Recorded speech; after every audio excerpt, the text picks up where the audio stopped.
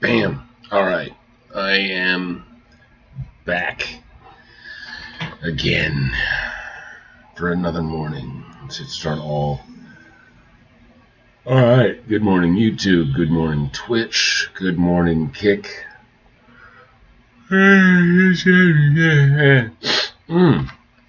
Okay. Another wake up and write day. After I open up my social media, of course. On the screen, we got an image of the work that I'm doing on the new cover. Danny K sent you a friend request. Well, okay, Danny K. I accept everybody. What account am I on? It's weird just juggling the two accounts now between, like, Jack Waltz and Jack Waltz Author. What am I on? Doesn't help that I use the same picture for both. There we go.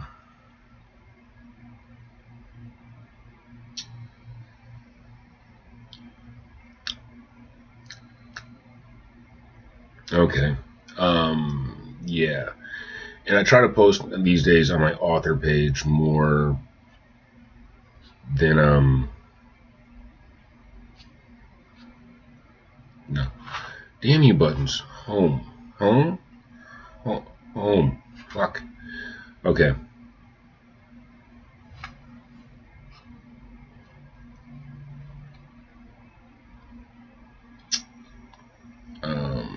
Yeah. Too groggy for this. But I try to post regularly on my author page and give updates as to what's going on with the book.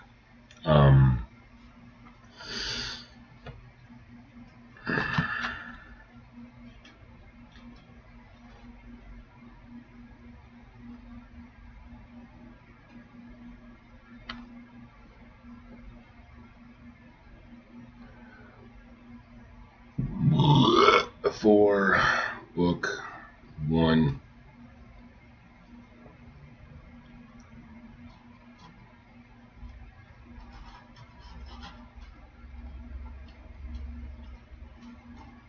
Going back to my original design concept.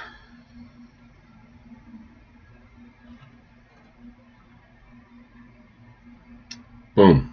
Alright, that's done. Can get off social media for a while. So, what I need to do today is notes. I really got to organize better. It's not now. Soon-ish. So, first thing I want to do. I just got hit with a flash of a tension headache. I need a better chair. I saw a video about Stephen King talking about how he writes, and Mojo, cool it, Mo.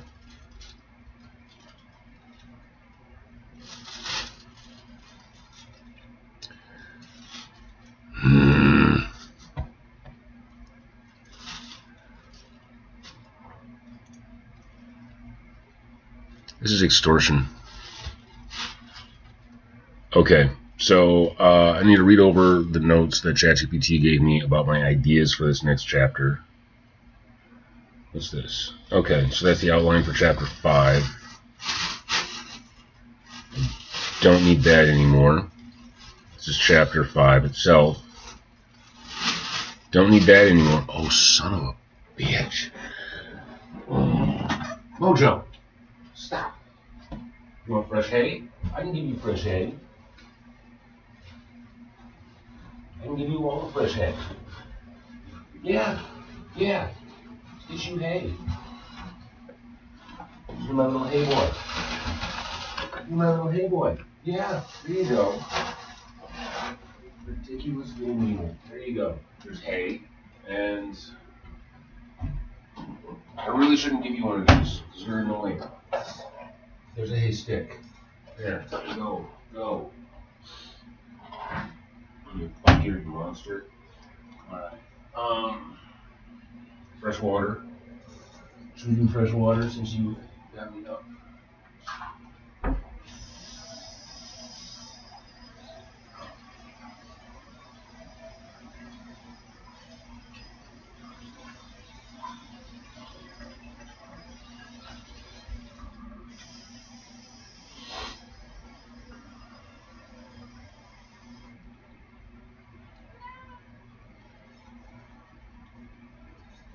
Blue.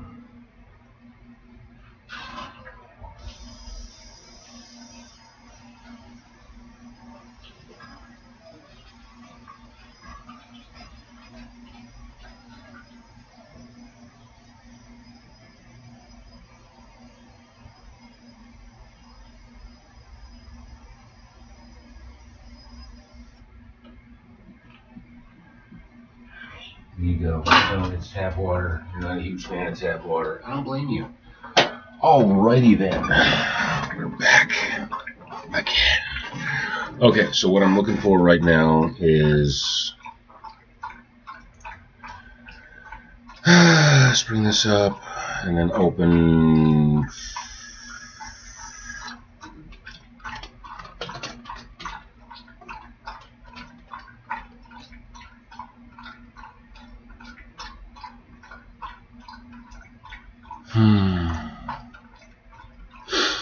This is why I'm not naming things different.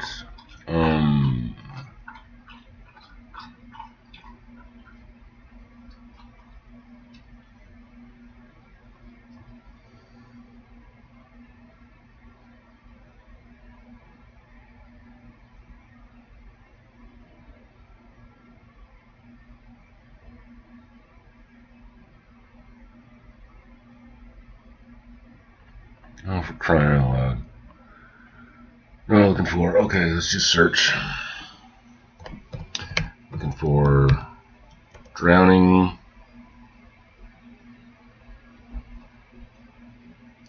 Drowning, book 2 outline. There it is. There it is. It's just, I got all these drowning, book 2 this, drowning. Okay. So book 2 outline.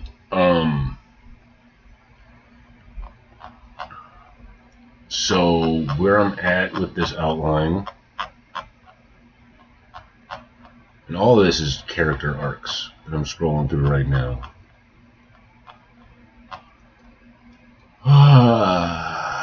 Originally going to be 17 chapters, 3,000 words each, one short hook chapter at 1,000 words for the next book series at the end. So a total of 18 chapters was the original goal. Chapter 1, Chapter 2 is like 3 or 4 chapters. Excuse me. Chapter 3 became 2 chapters. And I had the Emergent chapter after Chapter 3. And then Chapter 4, that was just 1 chapter, but that popped up another Emergent chapter after that. Chapter 5 is what I'm in the middle of. So King Gregarious visibly falters in public, court fractures into whispering camps, the physician is called in, and though he is baffled and claims it is magic, he still scrambles to find a remedy. Now, I completely omitted that. I don't have any, like, Parabol says virtually nothing, which is ridiculous for Parabol. Like, he just goes in and starts checking the doctor, and then I never get around to him because I get so caught up with Belaine and Albrecht and Kaleen that Parabol doesn't get a word in edgewise. So I might keep his stuff, his diagnostic stuff, for the next chapter, but not the next chapter, because the next chapter is the Emergent chapter that I'm starting this morning. The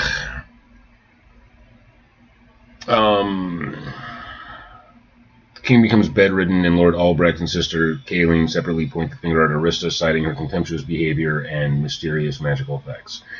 And I didn't even have time to get into her contemptuous behavior. I just got into like some accusations and questioning. More questioning. Arista scoffs at their accusations, and Garrett removes her from the hall before she can escalate things. Jocelyn starts to show signs of a curse. Okay, so that's going to be the next part of Chapter 5. Jocelyn starts to show signs of a curse or some kind of magical malady, thinking rash or hives that causes her to scratch incessantly and her skin to blister like a sunburn without the sun, constantly feeling like she has sand in her clothes. Belaine lavishes attention on her grandfather while talking up her brother to him while speaking for Gregarious too. And that's actually perfect with the way the last chapter went, with Arista saying before the court again that she wants Garrett to be king, that Garrett would make a better king. So this is Belaine going in and trying to talk up her family line to make sure that they don't become displaced for the throne, because her father is the next in line to become king, and then after him, Gregarious too.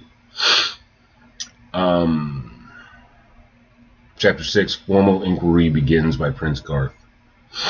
Okay.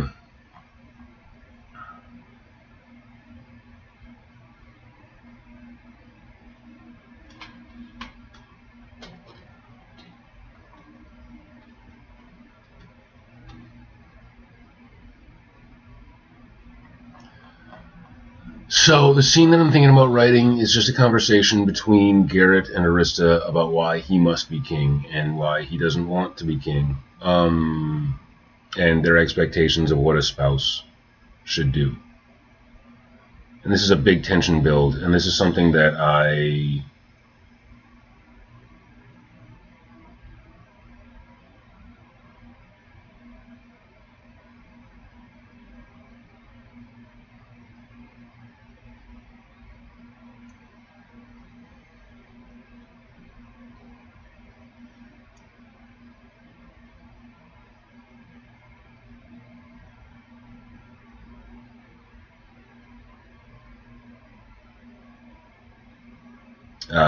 they argue about the expected duties each one has for a spouse, and it raises a storm over the castle. So this was something that I had wanted to include in Chapter 2, but Chapter 2 was so full. Like I said, Chapter 2 became like 3 or 4 chapters. I'll have to figure out how many precisely on the revision. Maybe even more. It could be 5. I don't know. I gotta go through and I gotta have to carefully like split it and I don't know. I may even do chapter headings for this book, which would feel out of place because I didn't do chapter headings for the last one at all. But yeah, this was an argument that I meant for them to have earlier, and now it's appropriate, because if the design was 18 chapters and I'm getting to chapter 6, then this is the end of the first act, assuming that we're doing like something Shakespearean and there's 3 acts throughout. So, and that's how I kind of write my chapters these days, is I got my intro, I have the climax of the scene, and then I have the outro. And so I'm coming to the end of the intro where we've established everything. Everything is becoming established. And because there are so many characters and so many intricacies, it's taking a while to get to it. And it's all like royal court stuff. But like we've had an opportunity to become introduced to Paraval and Kayleen and Gregarious the Great, Queen Gwendolyn. Yeah, that was another thing I was thinking about doing, is just writing down and seeing which of the characters we've actually managed to meet in the story so far. We've got Corbin, the half-orc guard. We have Dunrick, the dwarf captain of the guard. We've got Miri, the cat-girl maid. Garth and his whole family. Giselle, Belaine, Gregarious too. We have Galen, Jocelyn, the unhappy married couple.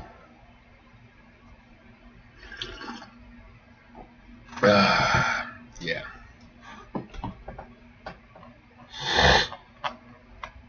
We got a lot, I think. And then we've got the merchant and Sothrael and the apothecary and others have had to be included. So 6 is where we start the trial, or the Inquisition.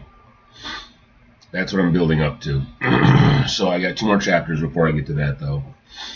And I'm so worried about things just falling apart at that point. But that's definitely going to bring us into like our action sequence. Formal inquiry begins by Prince Garth. Arista reacts abrasively, worsens optics. Garrett defends her publicly, but has his own subtle doubts based on her comments the first night in the castle and subsequent arguments. Okay, so the arguments based on the first night of the castle that he begins to have doubts with are going to be the ones that I'm writing next. Garth offers helpful observations and suggestions to limit her access to the king. The king will have none of this and instead decrees he will spend more time with his future daughter-in-law.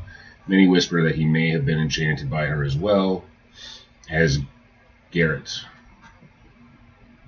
Belaine talks about decency, proper women of the court, and natural order of ascendancy. Kayleen prays over the king, sensing that something is wrong with the nature of the poison, like magic, but also not. She admits that she doesn't feel any magical connection or ties to Arista, and no wards have been broken. Garth vows to find the culprit and bring him to justice as the heir to the crown.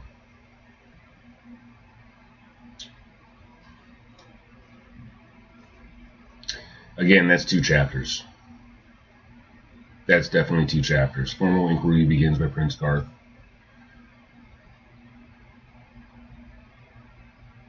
Many whisper he may be enchanted by her as well as Garrett. That whole section is 1 chapter, and then Belaine talks about decency, proper women of the court, and natural order of ascendancy, while Kayleen prays over the king, sensing that something is wrong with the nature of the poison.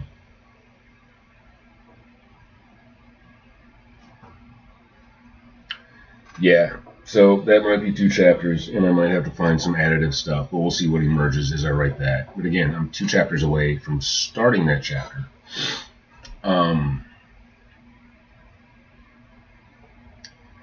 And then Jocelyn starts to show signs of the curse or some kind of magical malady, thinking a rash or hives, and then that's where I can throw in parables, diagnostics.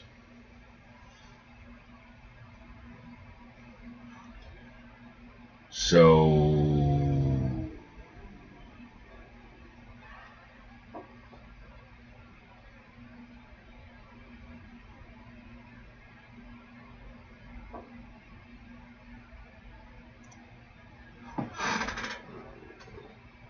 viewers, yeah. Parable.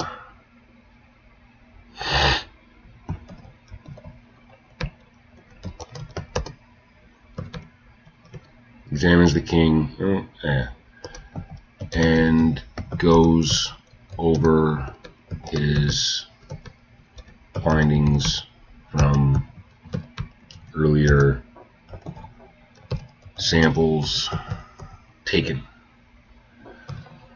Let's go ahead and put in a split here.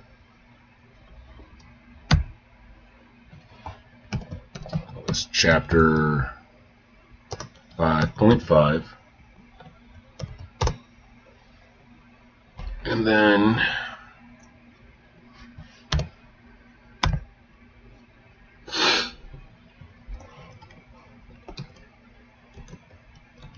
Emergent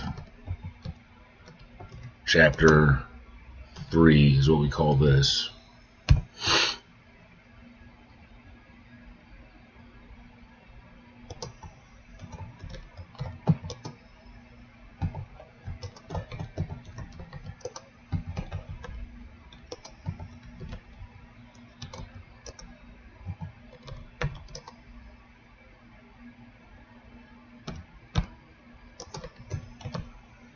About him becoming king,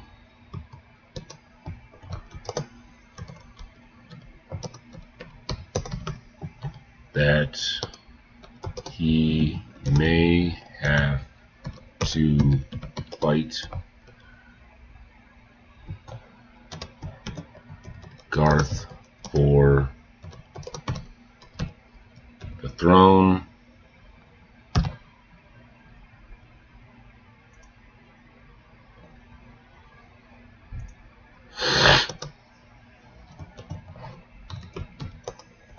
Here it says he could never harm his brother.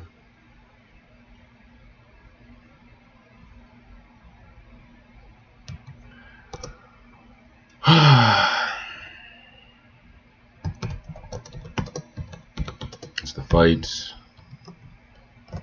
intensifies,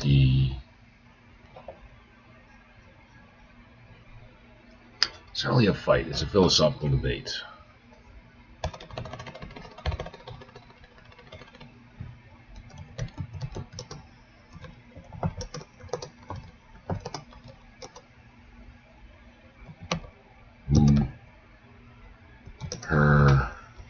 into the bed, and she refuses.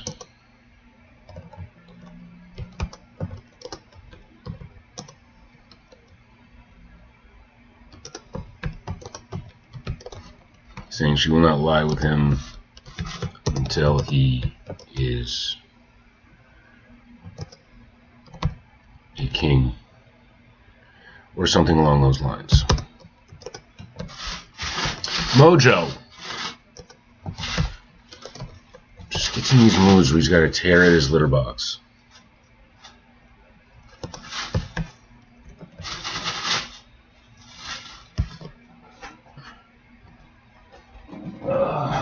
Mojo, stop.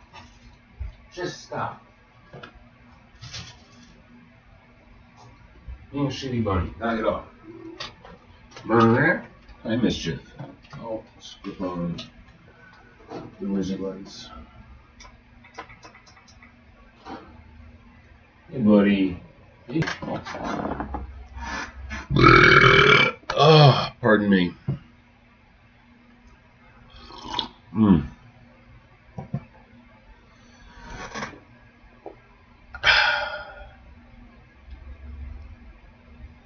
All right. Let's do that. Hey, what's up, Stokes? Oh, that's right. I determined I wanted to call you Stokes. I want to share your name like I was Sean Connery. Stokes. How you doing this morning? Somebody asked, do you ever find yourself dreaming, having like really intense dreams, and while you're dreaming, you're like, this would make a great story? I do that a lot these days.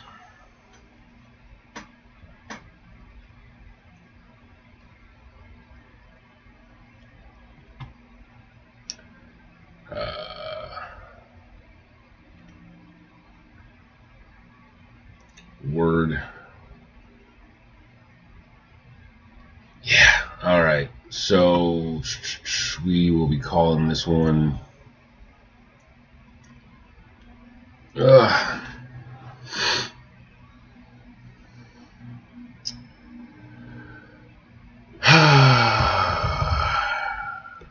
Emergent. No, that's not how you spell that. Yay. Yay. Early morning.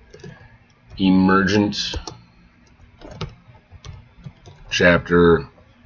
God, the one before this is chapter 5. The one after this is chapter 5.5.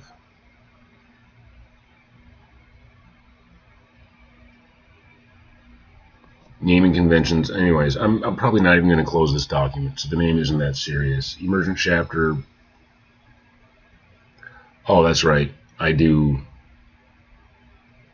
underscores for my emergent chapters on these. 5_5. Trying to like keep track of where I am in my original outline, even though my original outline is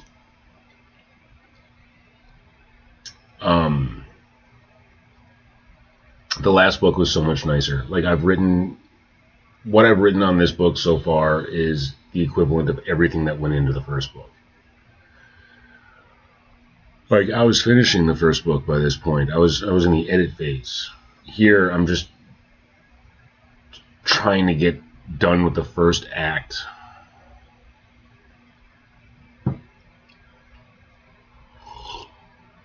I'm just trying to get to the first third. I don't know how the other thirds are going to expand. Like, it would almost be a pity if they wound up not becoming longer like this one did. Emergent chapter 5.5. Alright. So, bam. That side. That's my... that's my outline. These are my notes on this so far here. Bam. Oh, did that actually take it out? I didn't want to actually like take it out. That is so weird. Okay, so we're doing a Control C, Control V, close that down, boom, and then File, New.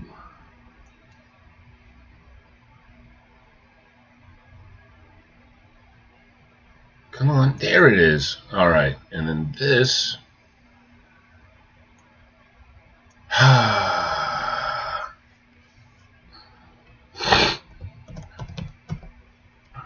It's Drowning.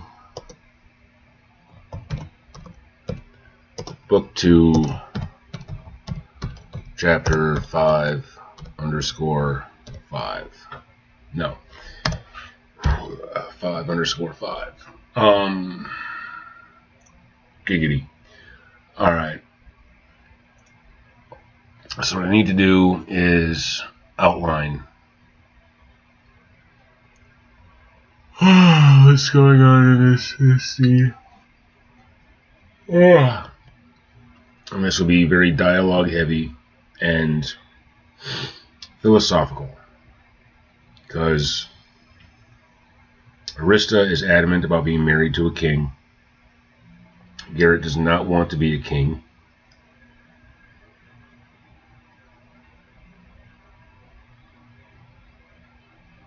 And yeah, they have to have their back and forth.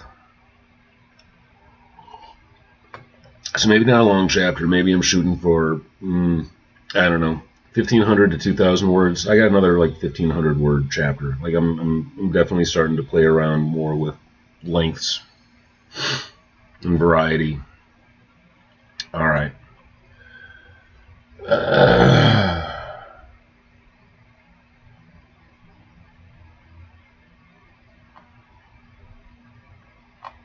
So, yeah, ChatGPT's thrown some ideas at me about how that scene should go. I'm more interested in like the before and after notes. Why this works. It keeps her strong but not manipulative. It keeps him hurt but not emasculated.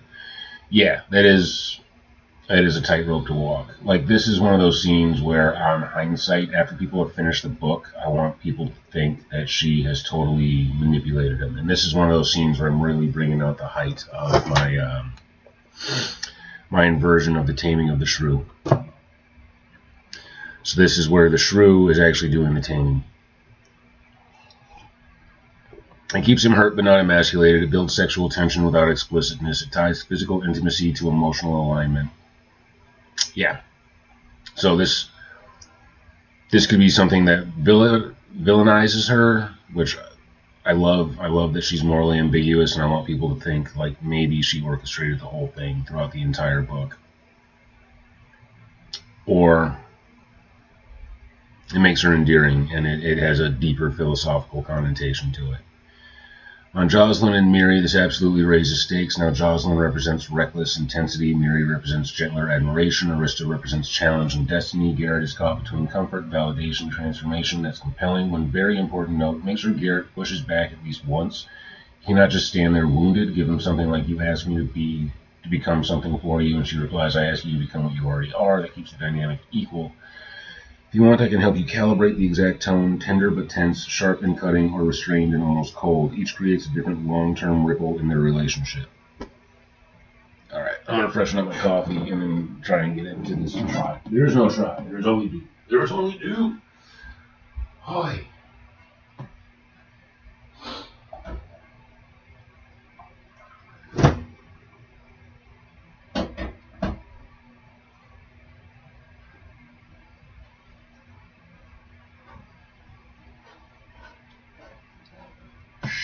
The talks of dystopian future.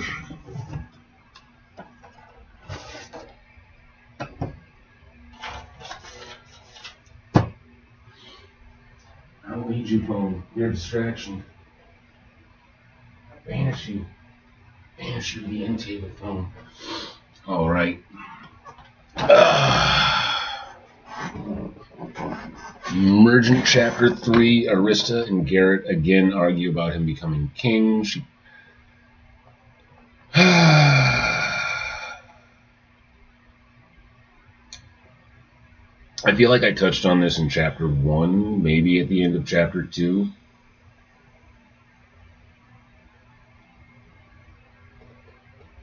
This is again a scene taking place in their bedroom, which I really worry about repeating scenery. Even though I don't go into huge description, I still worry about repeating scenery.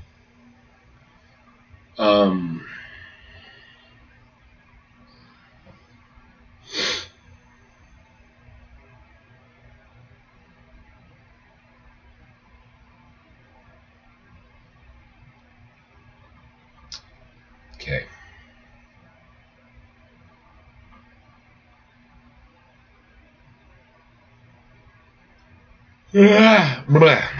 Okay. All right. I don't need to finish this in this session. I do need to get it started and get it going. I'll be donating plasma again today, and I think that would be a great opportunity to sit and brainstorm. And really, if I want to brainstorm, I walk the dog. That's the best way to get it done, in my opinion.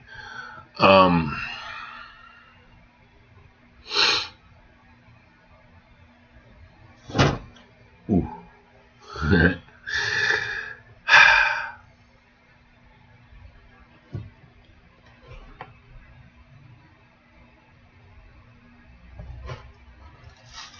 Mo, please stop. For the love of God, Mo, stop.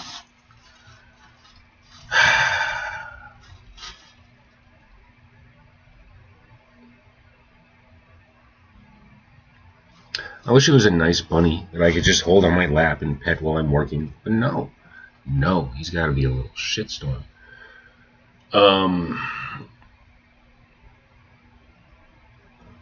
Mojo, stop digging at your blanket.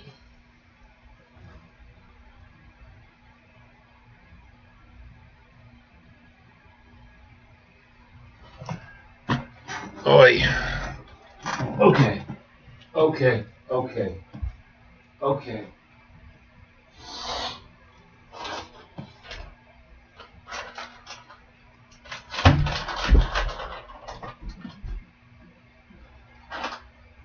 Oh, you're here too?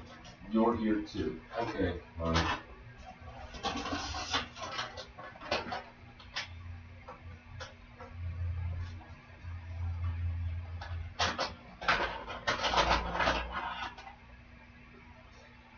Get Lou. Go get him. Go get him.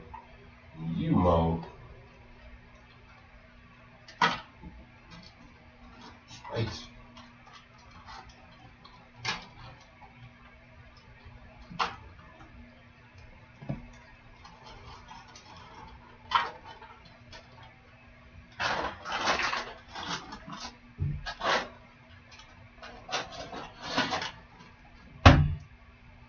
Get out of your trees. Finish your food from last night. Oh, the animals. All right. Let's write something before I get interrupted again. They return to the bedroom. Miri is asked to wait outside.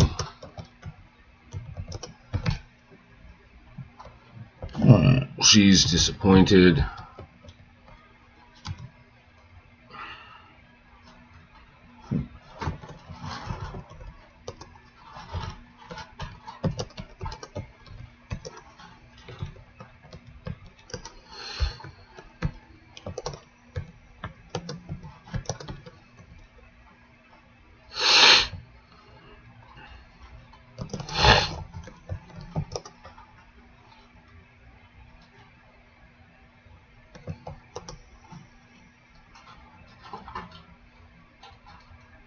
Should I say slightly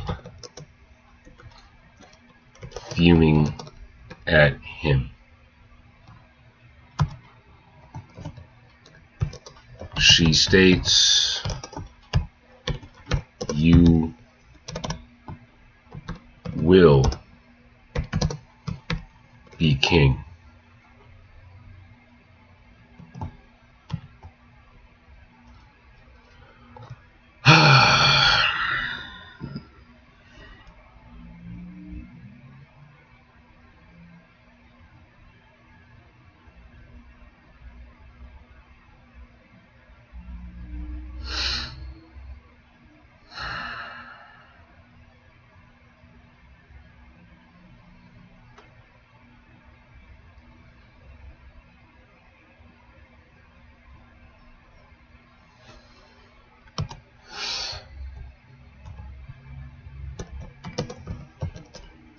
responds,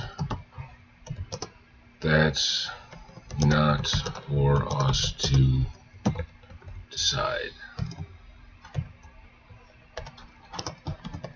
The order of birth determines it."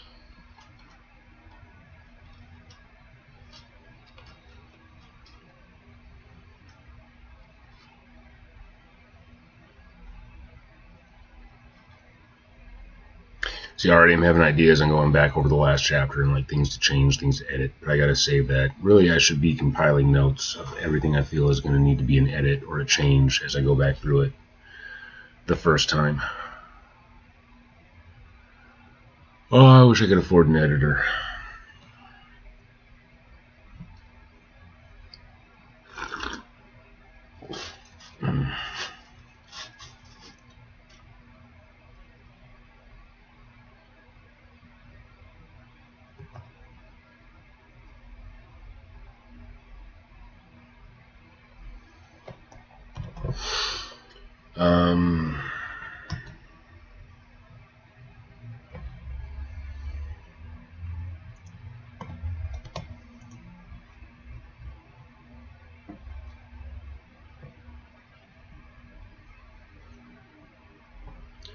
Which, this is such a dark shadow of Arista. Like, this shows you just how twisted she is. Like, she was the firstborn of her family. She was set to inherit the throne. And her next brother in line took steps to make sure that she didn't. And now she's in another kingdom, married or betrothed, promised to the second brother.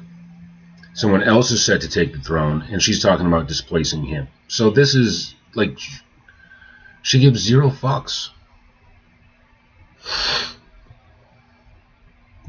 There's going to be a lot of she replies, they said, he said.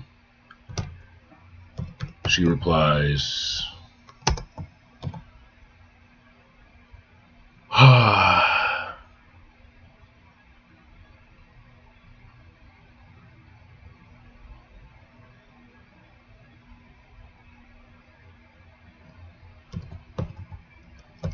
Plans change. Titles shift.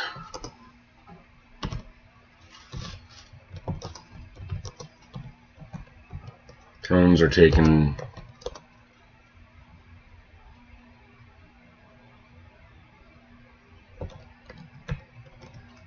My siblings.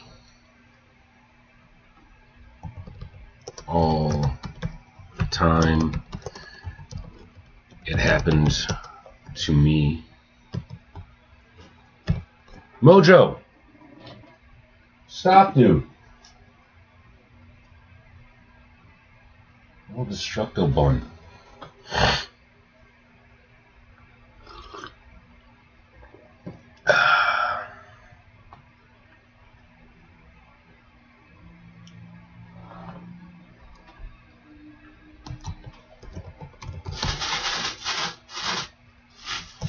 Garrett.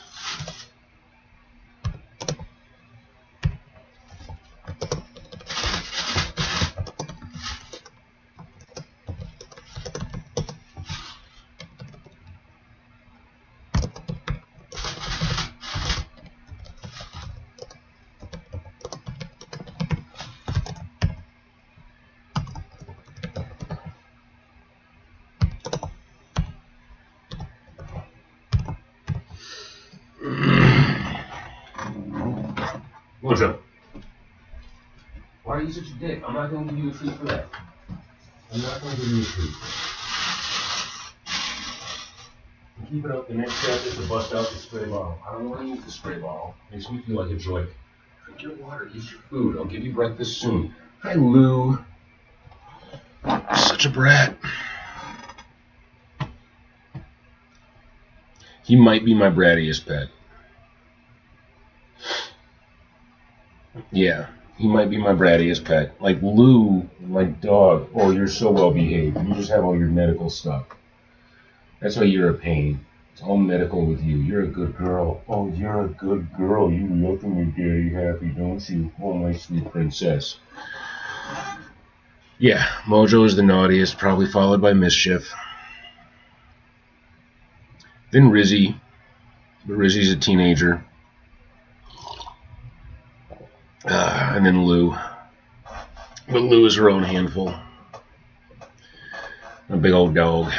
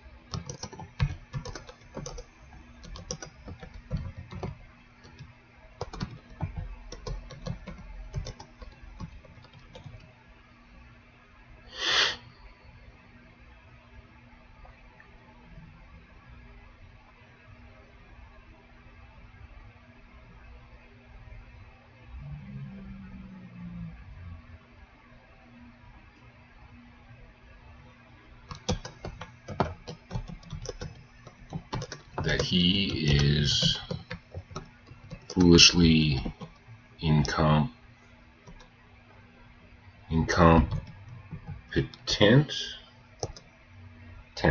Competent.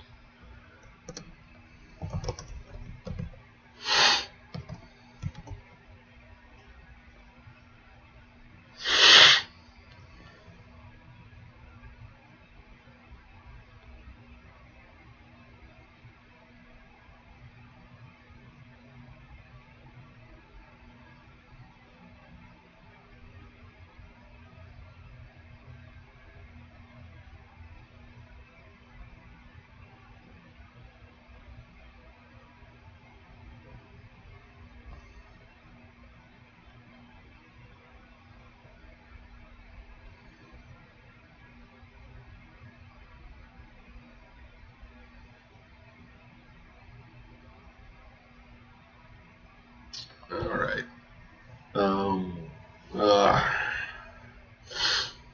So yeah, where do I want this conversation to go?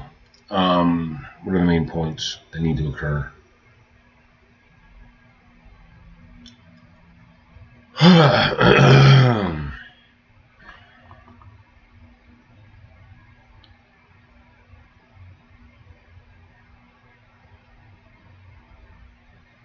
This is where I'm getting a little bit Shakespearean. This is one of my most Shakespeare-driven scenes. Here,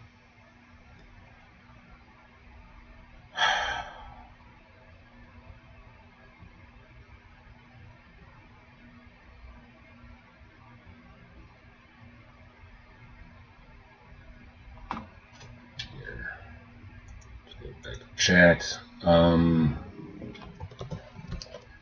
Trying to construct the scene outline.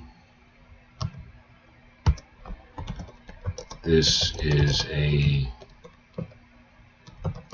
philosophical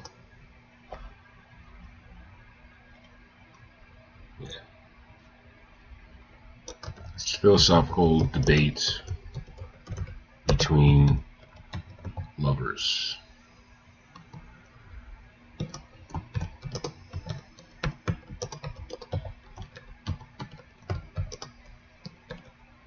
Like a scene from Taming of the Shrew, but inverted, as well as a work by Plato.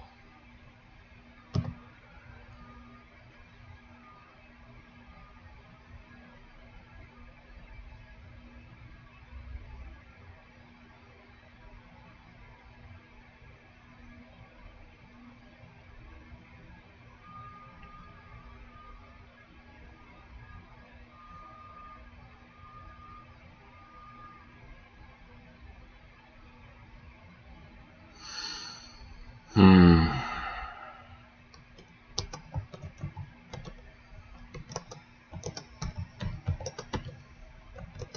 a hard time figuring out the structure of the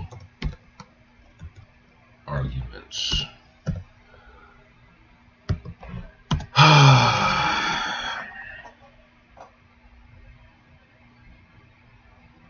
This is one of those things you could spend months composing. I don't want to do that. Oh, this is delicious. You don't need dialogue yet. You need architecture. You're building a dialect disguised as a dialectic disguised as a lover's quarrel. You want Shakespearean wit and inversion of dominance, platonic inquiry and philosophical layering, erotic tension as subtext, and power shift at the end. Let's build this like a classical argument. Yeah. The structural spine. Think of it in 5 movements. Yes. Opening gambit, emotional setup, tone, heated but controlled, function, establish opposing premises. Garrett's premise: the highest virtue of a ruler is service and sacrifice, therefore one should not seek power.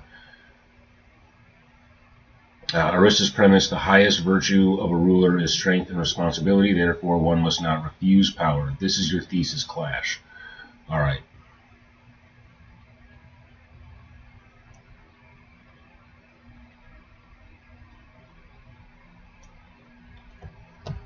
It's good. Popping that in.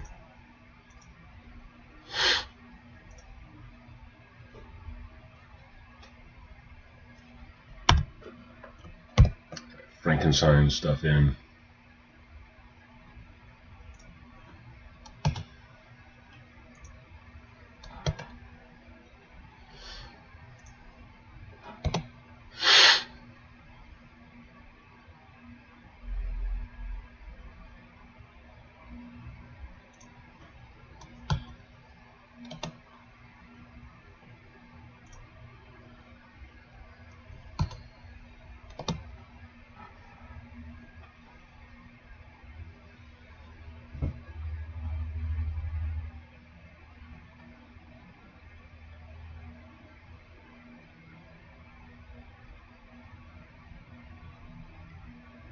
Hell yeah. I mean, yeah, definitely. 25 subs, fantastic. 69 followers, yeah. 800 plus viewers. You're doing it, girl. You're doing it. Hell yeah. I gotta get busy on that. Like, I keep having ideas for weekly blogs and be like, oh yeah, I'll get to it, but it's just juggling too much. Like, I got a short story I really want to write as like my giveaway for subscriptions and for getting emails to help me raise my email list. And it's this whole thesis that I have about narcissists. Because I love Greek mythology. I was the dorky kid who walked around with the encyclopedia of Greek mythology under my arm. And I've got this short story that I want to write about how Narcissus was not a narcissist. According to our modern definition of the word, he does not fit the description at all.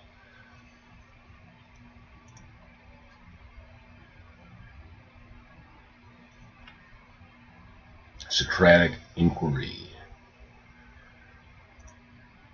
Instead of arguing emotionally, have them question each other. Arista interrogates, what is a king?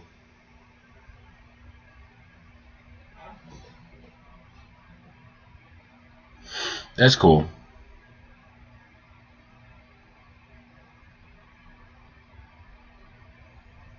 Yeah, I gotta play around with some flash fiction other than just taking excerpts from my book and pasting it in someplace.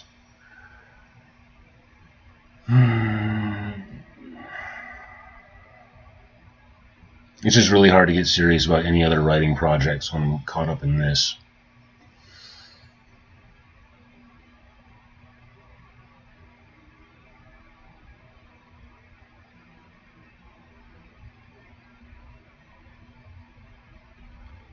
Arista interrogates, what is a king? Is a king chosen by desire or by necessity? If the good refuse to rule, who remains? Garrett counters, is rulership measured by dominance or mercy? Can a man serve better without a crown? Must all power be centralized? This section should feel like fencing. Okay. So instead of arguing emotionally, have them question each other. All right, so this is a controlled drama of interrogation. Interrogators control drama, which is Socratic by its very nature. Just inquire, inquire, inquire, inquire until they can't supply an answer, and then you destroy their logic. Or at least proven that they don't actually have a logical explanation for what they believe.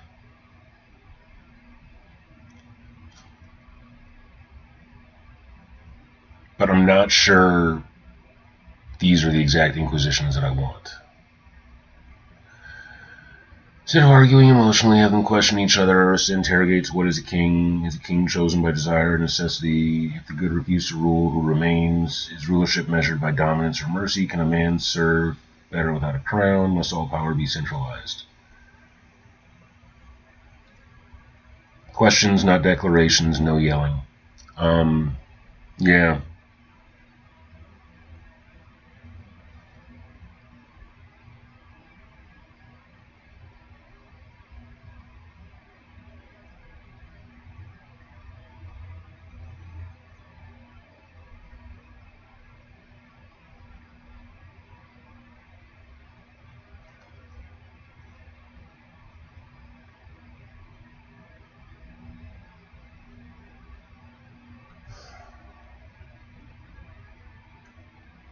Okay.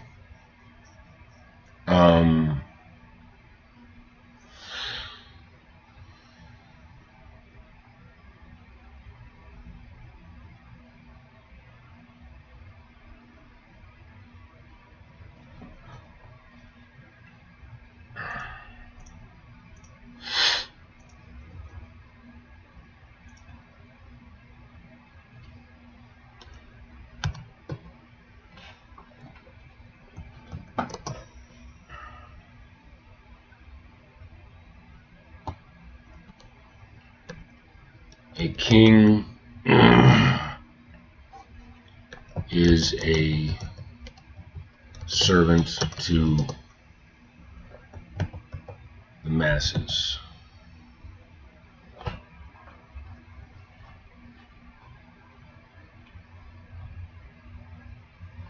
I actually had some really good lines that I kicked out.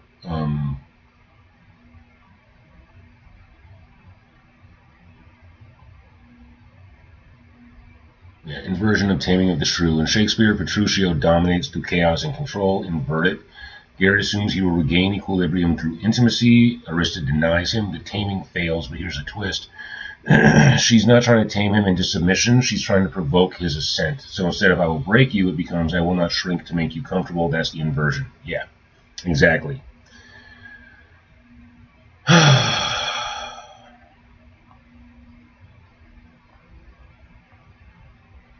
See, normally my emergent scenes are easy, but this one feels like it's heavy just because this is where I'm really laying out the two characters' competing philosophies.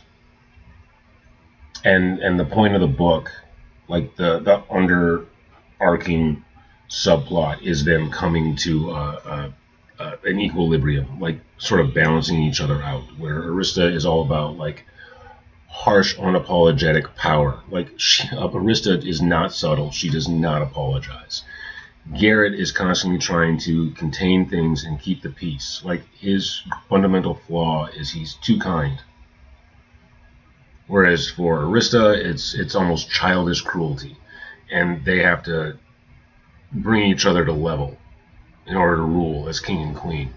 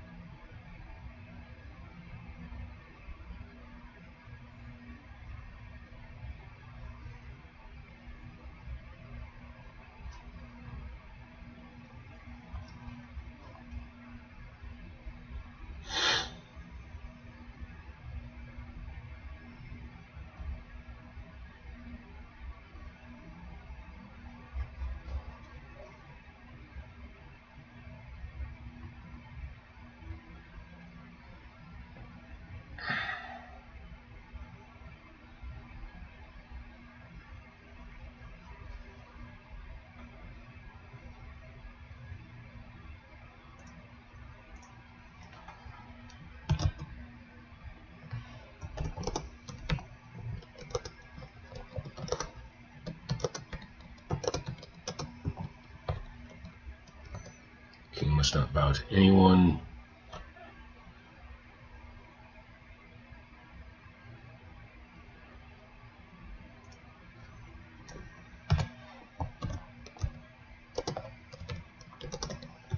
The king belongs to everyone.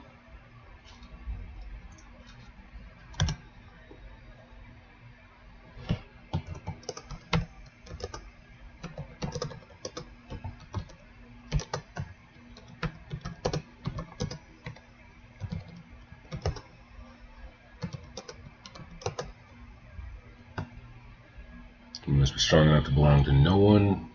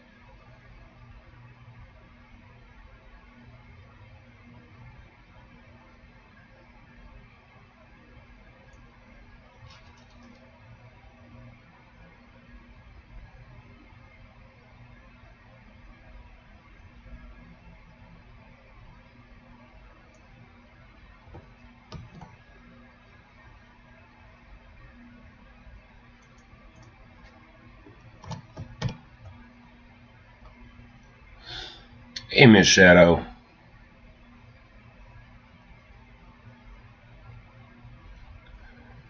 Yeah, what's up?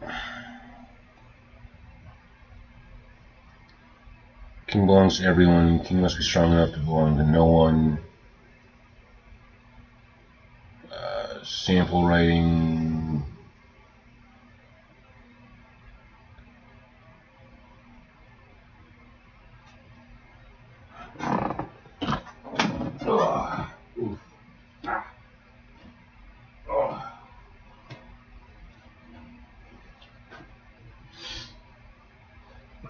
Now, you're Zafira Storm, right? That's your pen name? Hope you don't mind, but I did a little plug for you. Yeah, I did a little plug for you on my Facebook author page.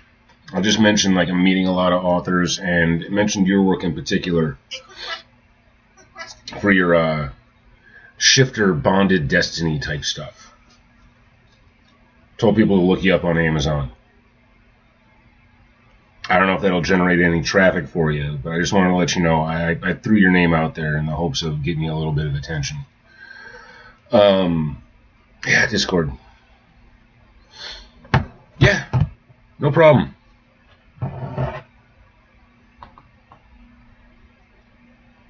Oh, yeah, I'm never on Discord.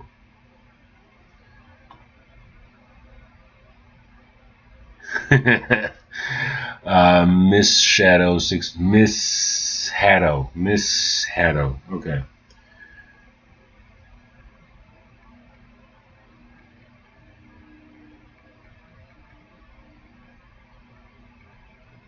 Went right for the 69. Didn't even care. Okay.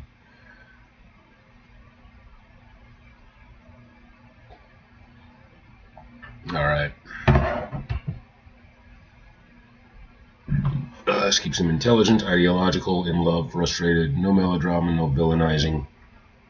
Yeah, right now I'm working on the philosophical beat of my story, like really getting into the thesis statement of what's going on. So I'm trying to combine elements of Platonic writing with the taming of the shrew.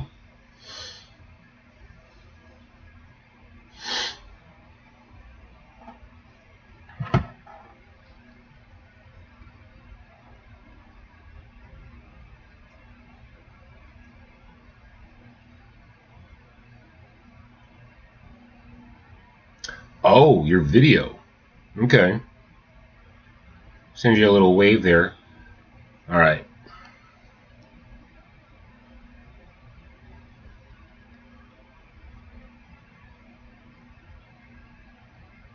Okay, so just the animation. That's really slick.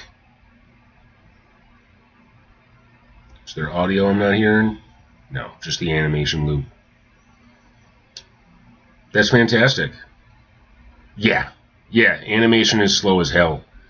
Yeah, I do, I mess around with SFM, Source Filmmaker, like 3D animation. That's what I learned. Well, okay, I learned a little bit of 2D animation, but I don't bother with the 2D animation. I get too frustrated by it. But I do 3D animation, and yeah, it's slow as hell. It takes a long time. That's tight. Yeah, I really need to get off my ass and do some character design sketches of Arista and try doing like no try, just do some 3D modeling and get her fleshed out and animate her in that respect. Like I could be doing some videos that way to promote my stuff.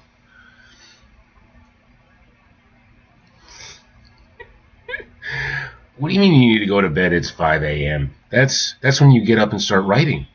That's when you get up and let the dog out, make your coffee, and start writing. That's what 5 a.m. is for. No, I get it. You've been up all night animating. Good job. Mojo. Asshole. Alright. Thanks for showing me that. I appreciate it. Night. Mojo. Stop. Yeah, stop.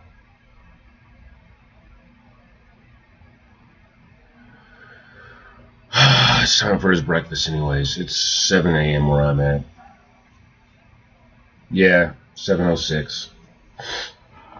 And I can keep working on this. But yeah, I want to have this fully outlined. I want to have their arguments set. Oh. I will not watch another kingdom fall because a good man refused to stand. Emotional pivot.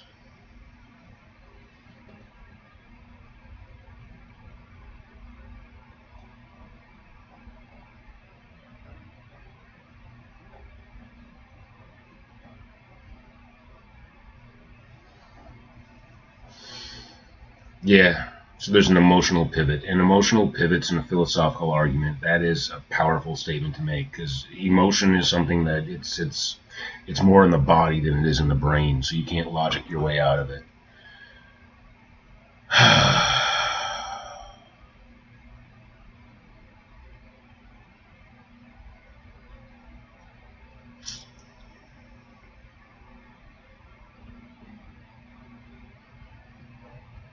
It's so funny how people get impressions about characters like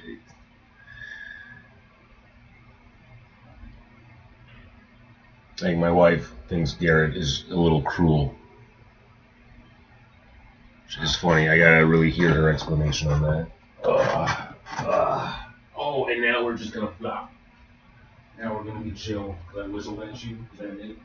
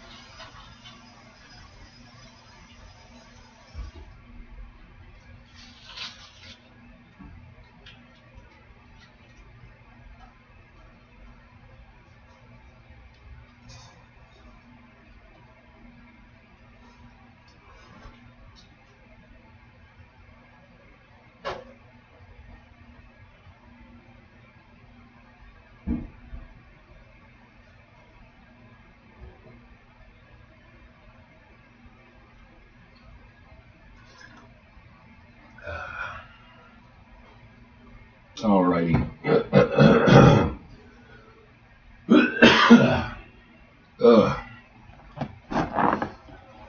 Yeah, animation is slow as shit.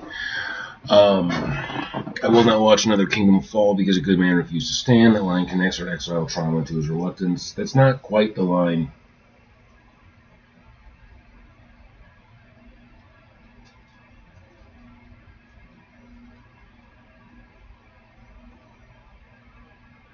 I need something deeper, like something that actually does indicate she's had some growth. But at the same time, you know, when you tilt the lens, it could look like it's manipulation.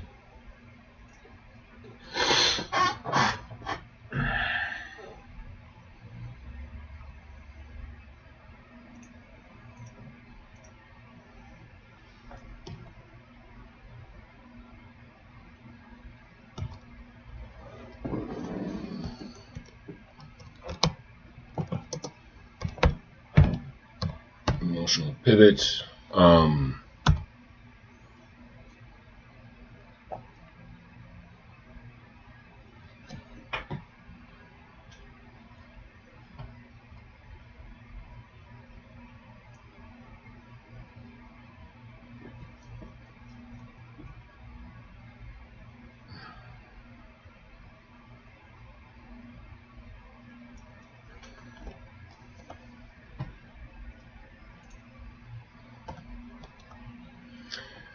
I will not watch another Kingdom Fall because a good man has refused to stand. That's not the line. Her emotional pivot is...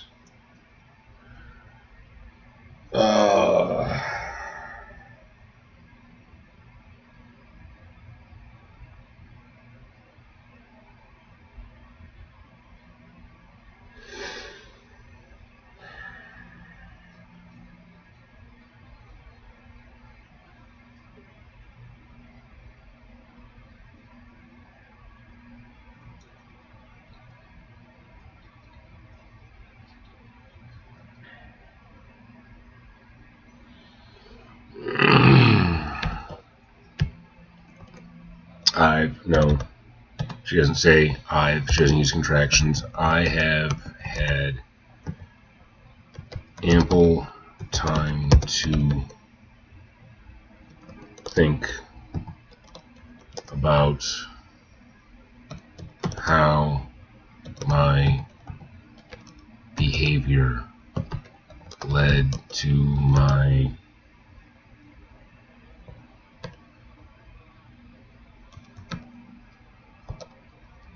imprisonment on that isle.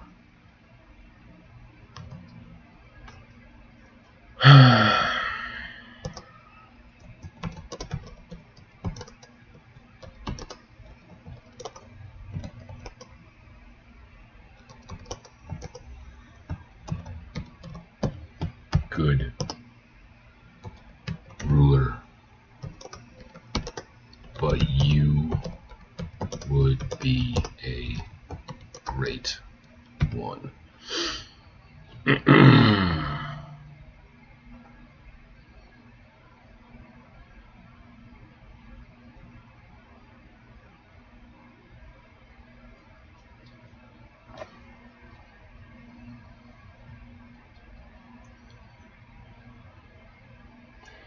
So I'm going to say will, because she speaks in definites. Like, to her, Garrett becoming king is absolutely inevitable, despite what he says. Which, that's just part of her childish stubbornness.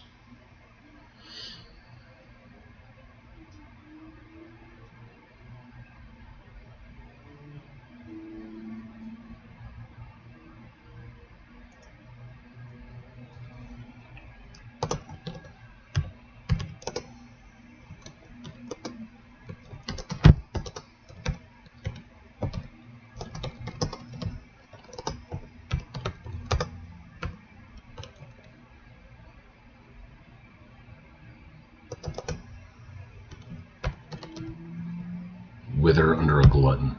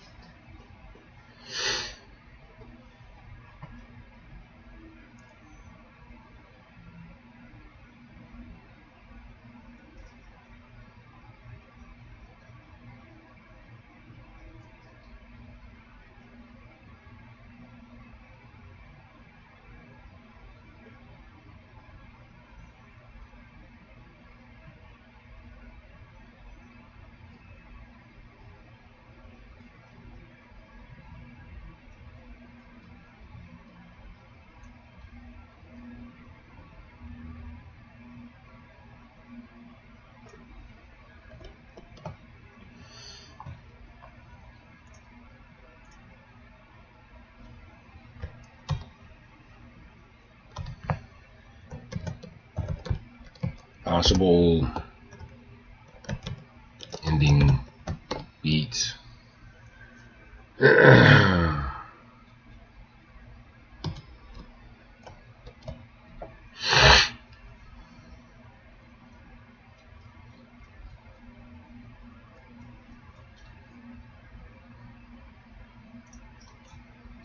It'd make me be king.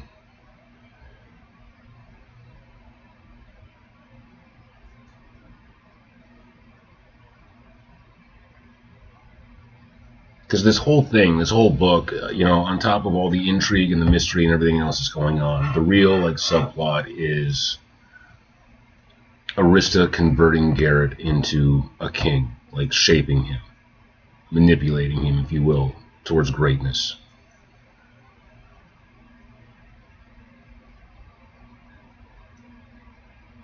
And she can never do it by breaking him. She can never do it by tearing him down. Because that's toxic.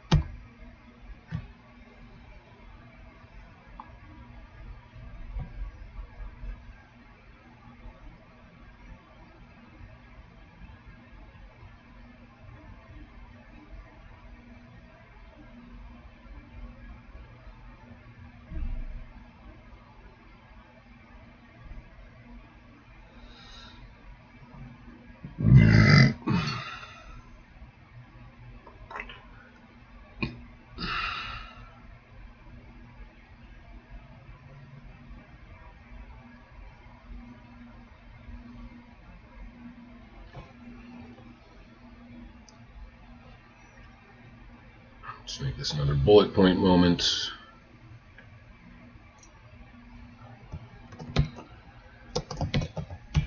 Garrett tries to use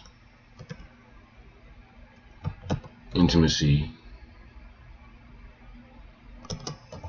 sex, to end the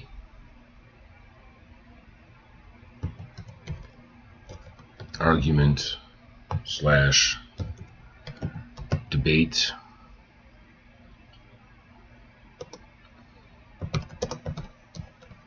Should refuse him, saying something like,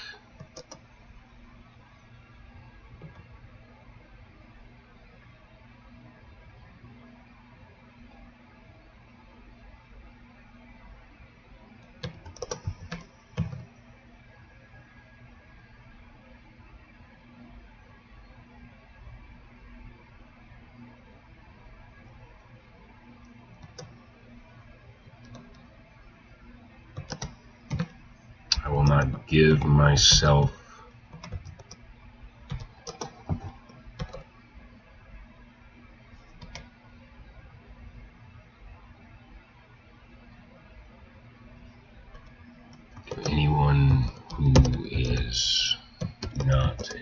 king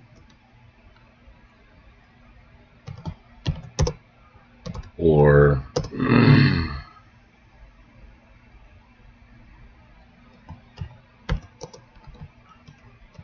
cannot submit to one who does not rule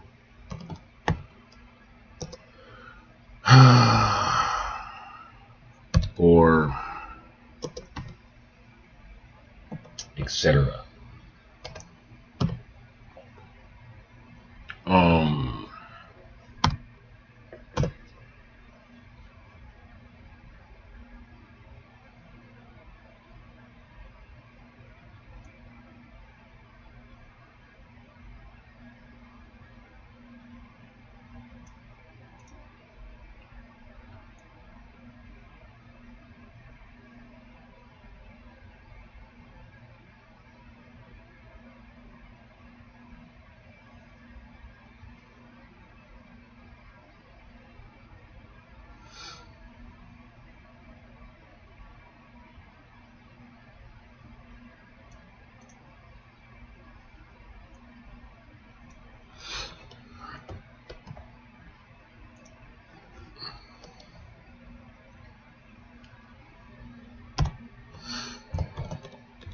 This should be a combination of both.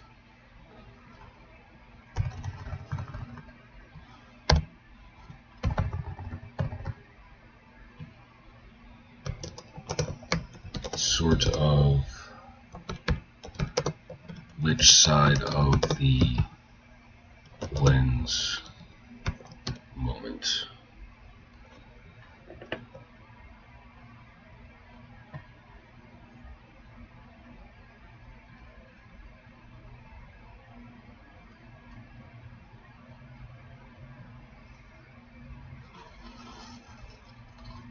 I'm getting a lot of filler. I'm not really getting the framework of my argument though. So I'm gonna have to do. A lot of revision and outlining for this one just to get it right. Conflict, intimacy, resolution, arrest to shift, conflict, clarity, withheld intimacy until resolution is real. And this is the second time that she's denied him sexually in a situation like this. The last time it was just pure frustration. She was tired of his shit. And then they wound up making love throughout most of the next day because she had to claim her territory after the whole Jocelyn incident.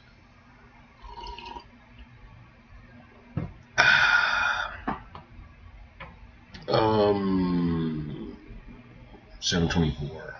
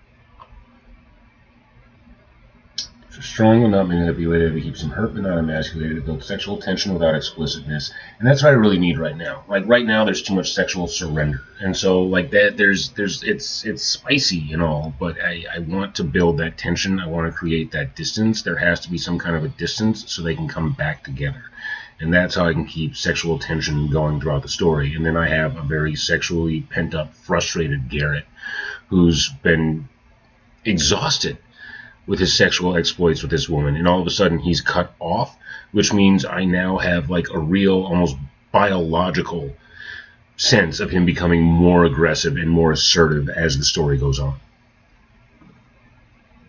Hell yeah. Okay. Which is weird. I'm taking like deep philosophy and I'm finding a way to incorporate sex with that. Like this is romantasy, and one of the things that I love about fantasy is it gives you a space where you can play with philosophy.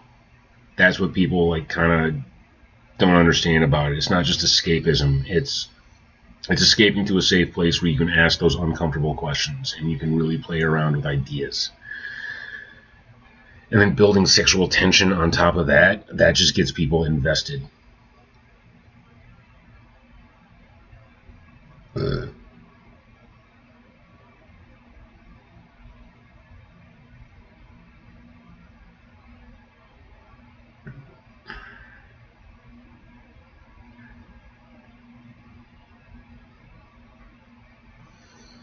Okay, and then we go back into the making sure that it's philosophical. So there's got to be elements of it that are deeply philosophical. There's got to be tense emotional beats and like a strain to their connection, but at the same time that strain makes the connection stronger. So,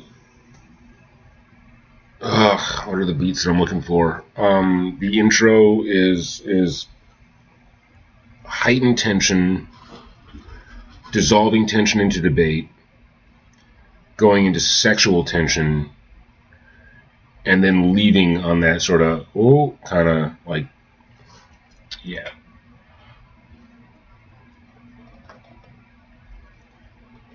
Oh, I gotta give the dog her pills. Okay.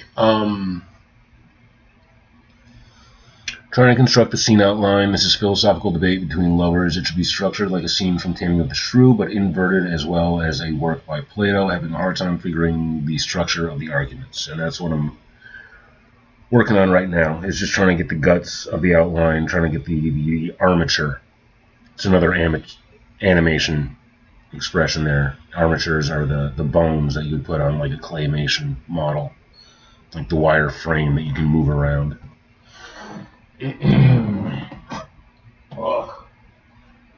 Oh, it's also what you would call the bones of a 3D model as well.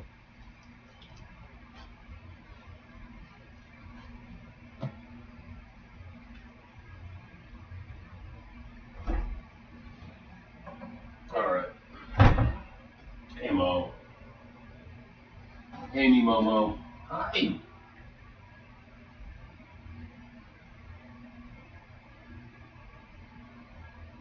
Yes, I opened up the creep cupboard, so you will probably get one.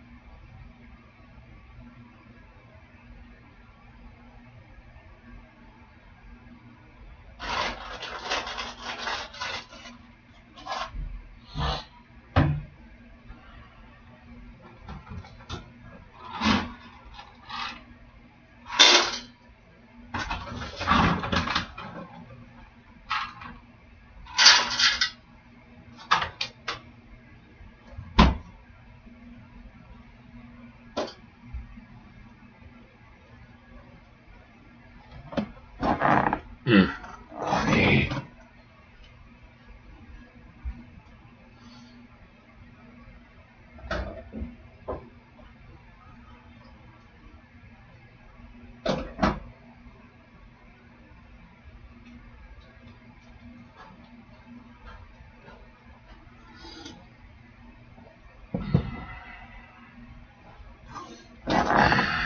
All right.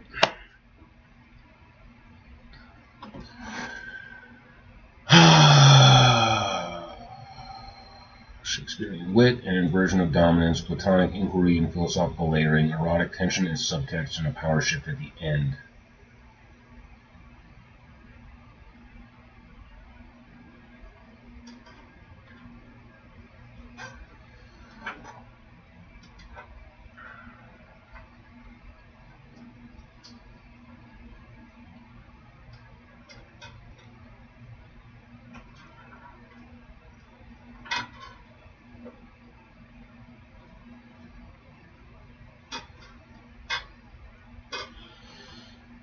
So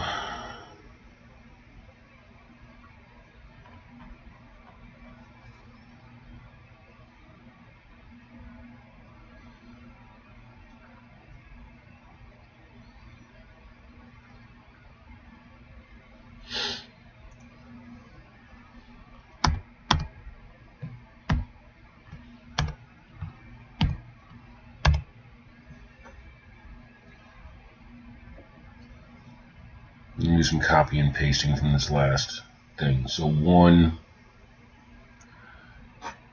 I like this, think of it in 5 movements. Not beats, movements. So C, we have our opening gambit, the emotional setup.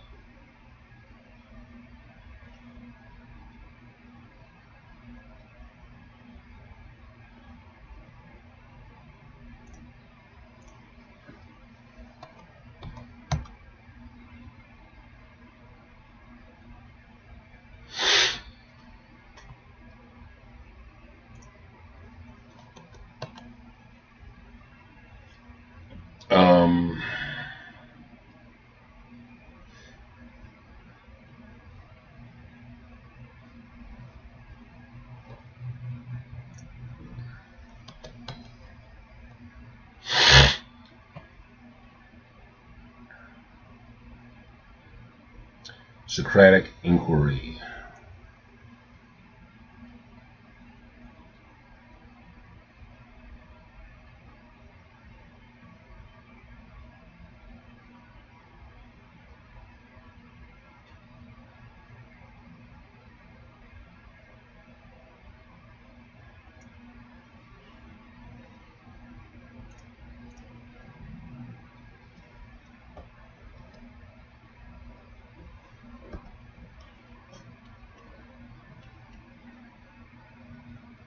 Take this whole section and then rephrase it.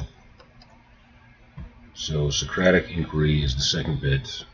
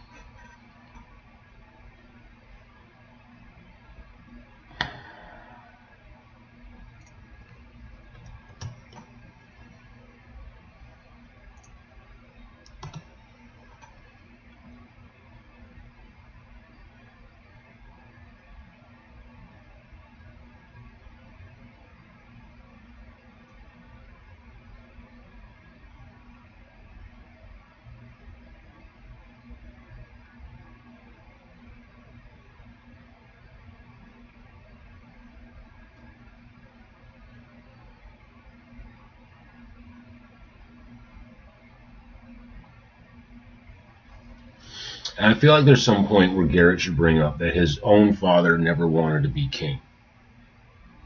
Like that's where we see that Garrett is more like gregarious than Garth is. Hence Garrett is already the true heir, because he's the one that's actually in the shape of the king that currently rules that everybody loves. Garth is not. Garth would make sweeping, unnecessary changes in order to suit his own ego. Like, he does not hold the values of the kingdom.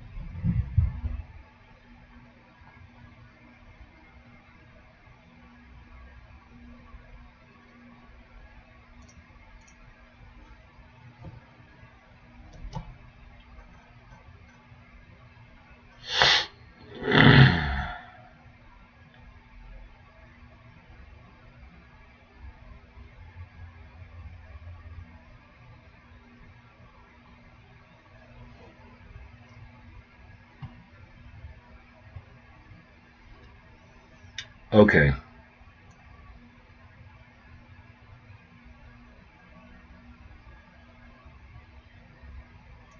Okay. Emotional confession layer is the emotional pivot.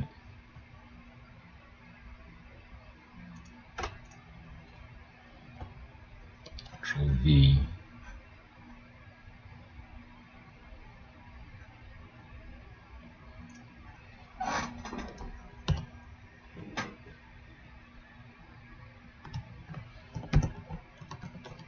Garrett confides that his father, King Gregarious, did not want the crown either.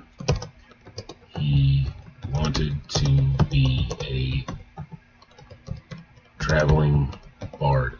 And that whole thing with Gregarious wanting to be a bard instead of being a king is my nod to the Homeric epics and Celtic myth and all these stories where it'll be about some great champion on his adventure, but then they get to a feast and then the bard shows up and the bard will be like, oh, you hero, you are so great and so wonderful, and I love to tell the tales of your adventures. And the hero who's just slayed a hydra, well, not a hydra, that's Hercules, but who just slayed some epic beast and has been on all these adventures will say, no, bard, you know who's really great? You. bards are the best. And so I'm playing on that because bards used to use their own material in order to build themselves up. Like it was this self-promotion that they would do in the middle of their stories. And so I have the king, like, I wanted to be a bard because bards are truly great. That's a sort of nod to that. And I think it makes his character interesting. So he's not just the king, he's a kindly old man who just wants to tell stories of his adventures. But he didn't get to have as many adventures as he wanted to because they made him be king. Mojo, please stop. Which means when he finally gets to hear the real story of what went down between them, he'll just be like, oh, a child, like, this is a great story. Which in and of itself would be an advertisement for anybody who picks up this book and didn't read the first one. Ha! Use your work to promote your work. They've been doing it before writing. They've been doing it before writing. Hi, Lou. It'll happen. It'll happen soon. I have a plan. I have a plan. I have a schedule. Give me another... Sure, install now. Fuck it. I need more time. Give me another 17 minutes, and then we'll be taking you out. Taking you out. Yes, we will mosey. We'll stroll. You get to sniff other dogs' pee-pee and poos. See all the areas where people don't pick up after their animals because they're fucking disgusting. Okay. And then 3. So I got 2. The Socratic Inquiry. 3 goes after 2 and before 4. Ha, I'm a smarty. Inversion of the Taming of the Shrew.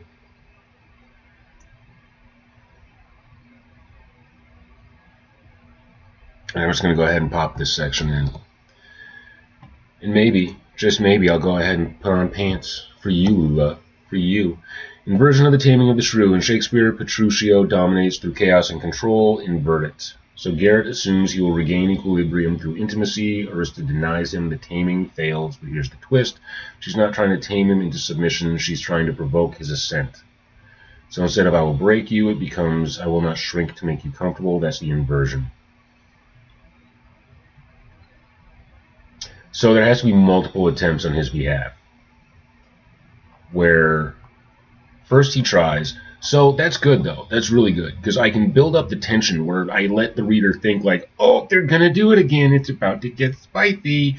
And then she backs off and continues the conversation because she refuses to let herself surrender like that. So I've already planted the seed where people assume they know where it's going to end. And then I leave on that tension. Like I want he's going to end this chapter with blue balls, which is fantastic. And then that sets him up for greater tension throughout because he's got to deal with Jocelyn and Miri, and then Yggdra is going to come along, and she's a flirt.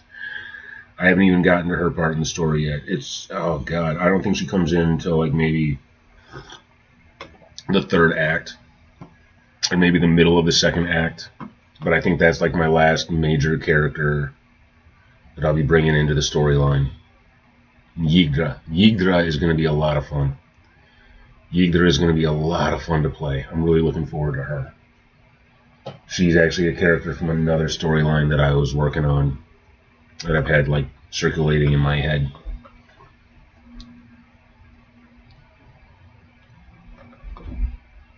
So, yeah. It's a lot of copy and pasting and just taking stuff from...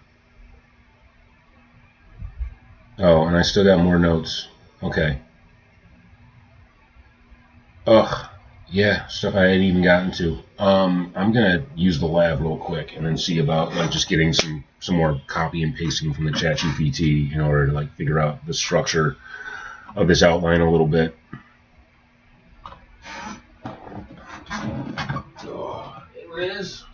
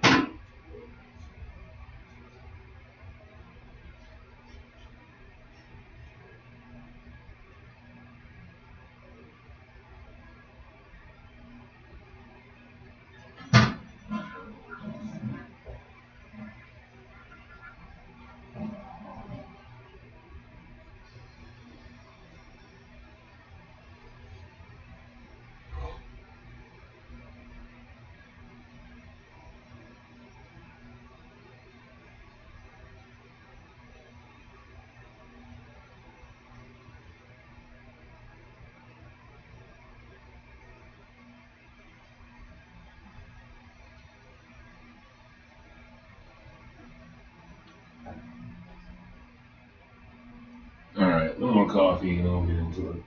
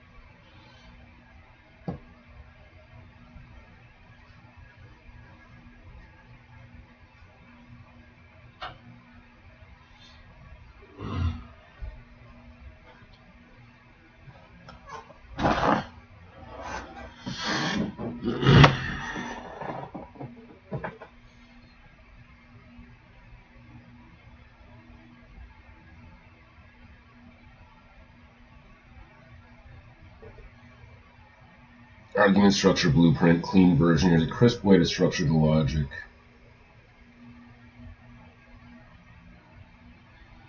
Okay, I'm going to pop these in as examples. So in 1, define kingship. Garrett, king is a servant. Arista, king is a shield. Garrett, a shield bends. Arista, a shield stands. Which, I don't know if a shield really bends, but...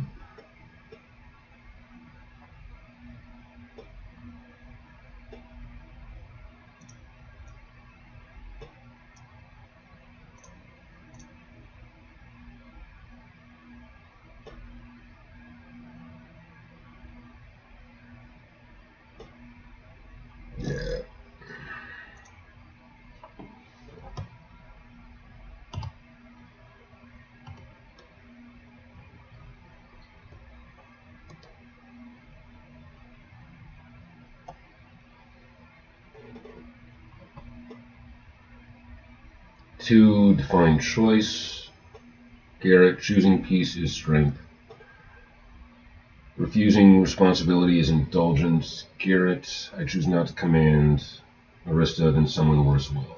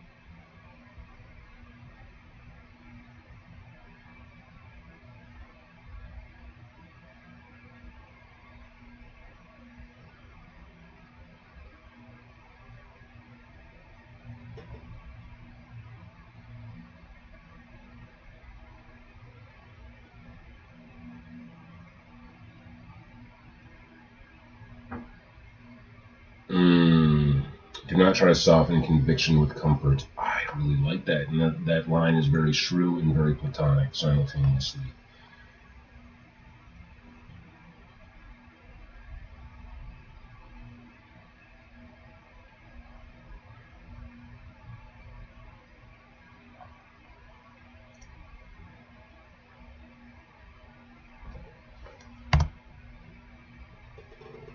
Okay.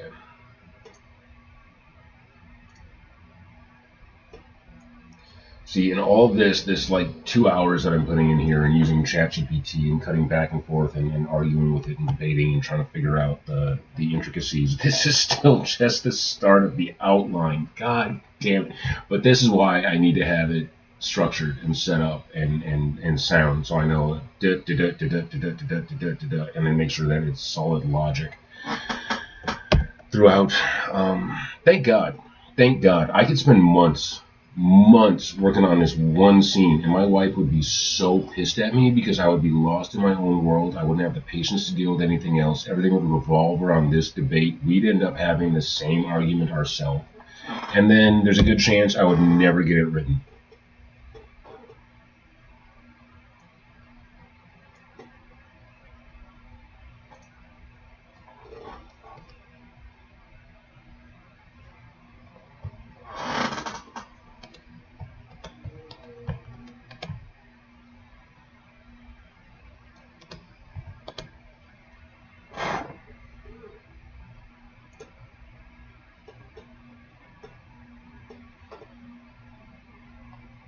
Thematic core. Your debate is not power versus simplicity. It is responsibility versus preference. Arista believes the capable do not get to opt out. Garrett believes a good life does not require a throne. Both are defensible. That's why it works. The most important structural rule, no one wins. If one wins, the scene flattens. Instead, they expose each other. Yes, absolutely. That's where I'm getting a little bit more into Dostoevsky. Why do I write like this? Why the fuck do I write like this? I could just write smut. I could just have them fucking, and just that's where my wife totally expects it to end. And that's where, like, I mean, we were talking about this yesterday, where it's okay if you just rely on the tropes and if things always just go the way that people expect it to, because there's a certain level of comfort in that. But I'm not trying to create comfort. I'm trying to create growth. Like, who you are when you finish reading a book should not be the same as who you were at the beginning of the book. I mean, Lord knows, when I finish writing a book, I'm not the same person who started writing that book. Like, at the very least, your vocabulary should have expanded. And not just with, like, made-up fantasy words, but honest to God, you should pick up a new term like, oh, calcify, or dictum, or verbose, or something. You should have something new in your vocabulary, at least one new word to make people think like, wow, he's really smart.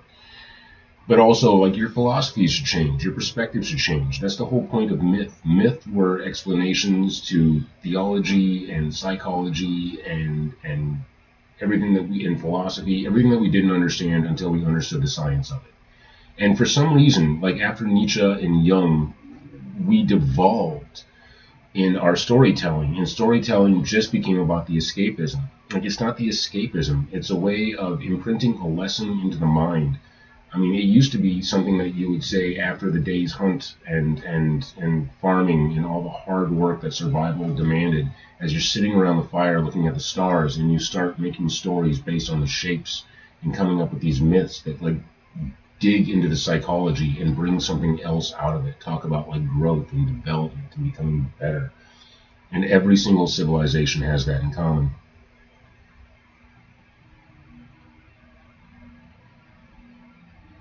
I mean, even our old fairy tales, even our stories Grimm are all about, like, becoming more than what you are. That's the basic core element of the hero's journey.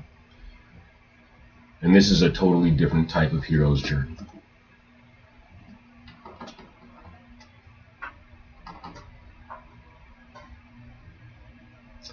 She withdraws and leaves him in the storm-lit room. No.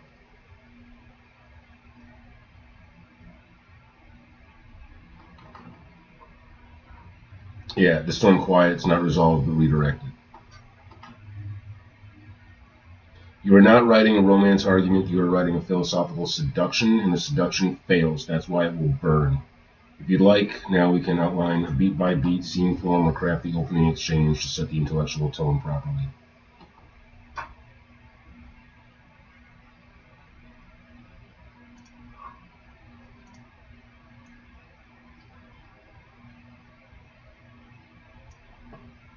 I'm going to include that line as the very last.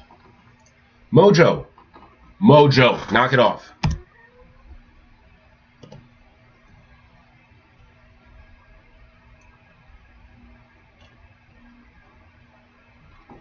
Mo! Quit it.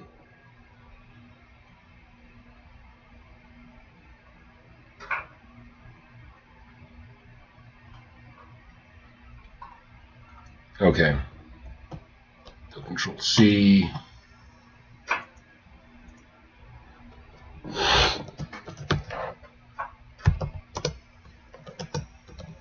Here's my rough outline so far. Still needs work and polish. Mo!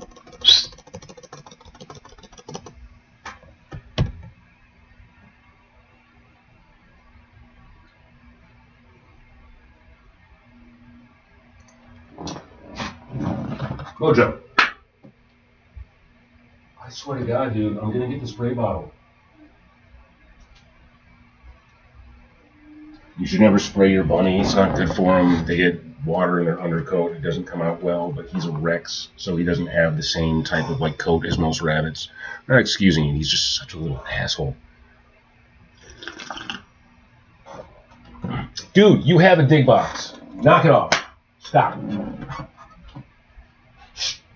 Quit it.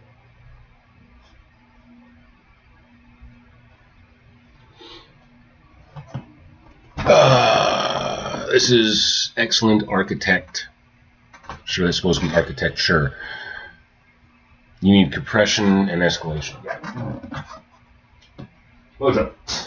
Stop. Stop.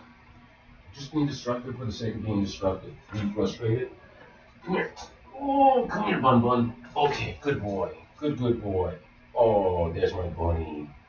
That's my fuzzy bunny. Is this what you needed? Huh? I know you hate it when I pick you up. You hate it when I pick you up.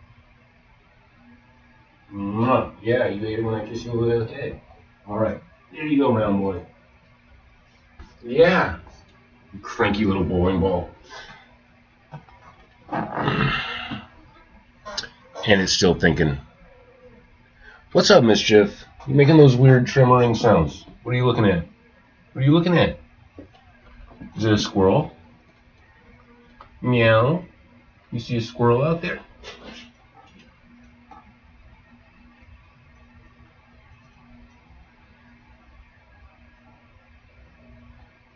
What's up? What are we looking at? Hula. What was that? Hi. Hi. Okay, this is taking forever to think. But that's 2 hours, not including the time that I'm yelling at my animals and feeding them and all that fun stuff. But check the description.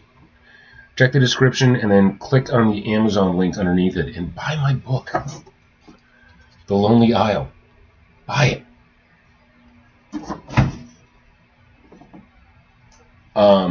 Oh, that reminds me. I don't think I checked on sales today. Should I see if I sold anything after I went to bed last night? If I managed at all. This is excellent architecture, truly. You're not flailing, you're refining. What you need now isn't more ideas, you need compression and escalation control. Right now, your outline is conceptually strong but slightly redundant in argument beats. The danger in philosophical lover arguments is circular repetition. Well, yeah, but that's any argument. Like, if you...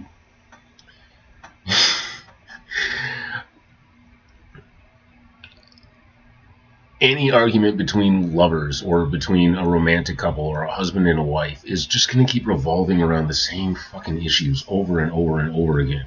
Like, I got to a point where I would just say third base in our arguments when I was married, because I'd realize, like, wait, we've had this argument before. Like, even with our separation and all the trials that we're going through right now in our relationship, every single thing that we bring up is something that we've already thought about. And that's where it feels a little bit redundant. Like, unless there's actually a shift, unless something actually changes in one of us, her, then we're not going to actually get anywhere. So,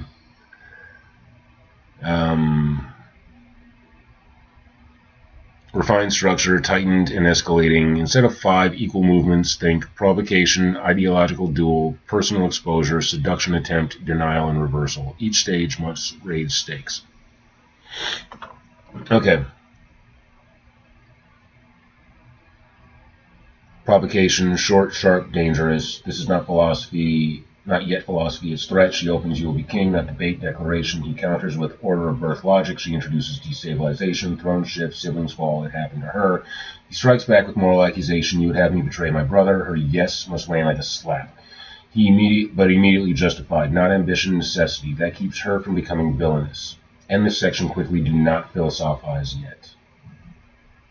Ideological duel. Plato mode. Now you shift to structured definitions. We keep it clean and rising. Round 1. What is a king? Garrett. A king serves. A king protects. Protection can become tyranny. Service can become weakness. Notice escalation. Round 2.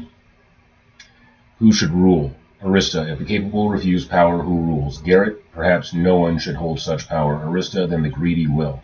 That is where the air tightens. Round 3, the personal turn. He says something like, I do not want to belong to everyone. That's intimate. She answers, I will not belong to a man who refuses to stand. Now we are no longer discussing kingdoms. We are discussing marriage. This is your pivot. Hell yeah. Personal exposure, vulnerability layer. This must feel like something neither of them planned to reveal. Garrett mentions Gregarious wanted to be a bard. The crown stole him from himself. Arista admits she was not ready to rule. Admits her exile had roots in her own flaws. But I learned. That line matters. She evolved. He wants to retreat, contrast that. Seduction attempt, shrew inversion. This must feel habitual. He softens, moves closer, touches her, not lustful, intimate. He thinks conflict, closeness, reset. This has worked before. That's important because now it fails. Denial and power reversal. This is the fulcrum. Her line must do 3 things at once. Hurt him, reveal her wound, and establish a boundary. Do not use, I will not lie with you until you are king. Too transactional. Instead, try something layered. I cannot give myself to a man who refuses the height he was born for, or even stronger, I will not share a bed with a man who hides from his own stature. That is devastating without being crude. When he says that is unfair, she responds, so is leaving a kingdom to rot because it is easier. That reframes sex as consequence of conviction. Critical note. You must let Garrett strike back once here. If he only reacts wounded, he loses gravity. Let him say, you would make love a reward for ambition. That's sharp. She answers, no, I would make love a union of equals. That's a finishing move. Ending beat options. Pick tone carefully. Quiet devastation. She steps back, storm light on her face. You would make me king? No, I would remind you of what you already are. He does not follow her to bed. Black. Option 2, separation. She takes her pillow and leaves. That escalates tension hard. Where would she go? If anything, she should kick him out. Option 3, stand still. They remain in the same room, separated by inches, neither yielding. This is very Shakespearean. One big structural warning. Avoid repeating the same philosophical point in different phrasing. Each exchange must escalate, deepen, personalize, or wound, never circle. What you've actually built is this scene is not about sex. It is about responsibility versus preference, destiny versus choice, power as burden versus power as shield, love as comfort, and love as challenge. And the erotic tension works because intimacy is withheld not from spite, but from conviction. That's adult writing. If you want next, we can sharpen Arissa's most devastating line, or stress test whether she risks becoming unsympathetic, or refine Garrett's strongest counter-argument so he feels equally formidable. Okay.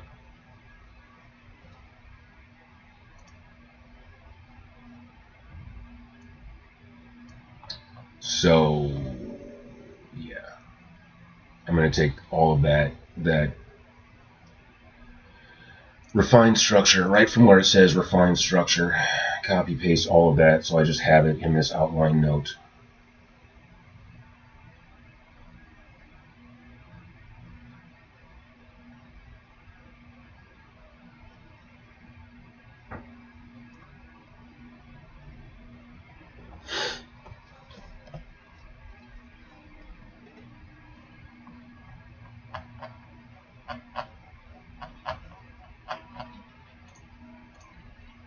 What's up, Mischief? Okay. Boom. All right. And then the ending beat. Pick tone carefully.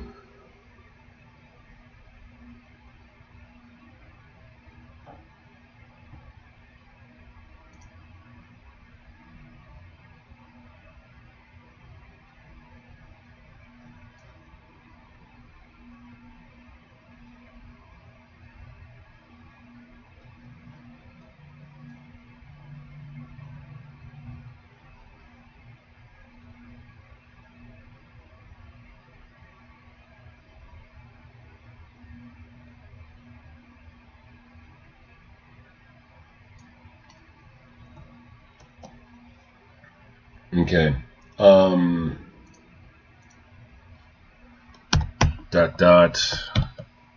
Stand still. They remain in the same room, separated by inches, neither yielding. This is very Shakespearean.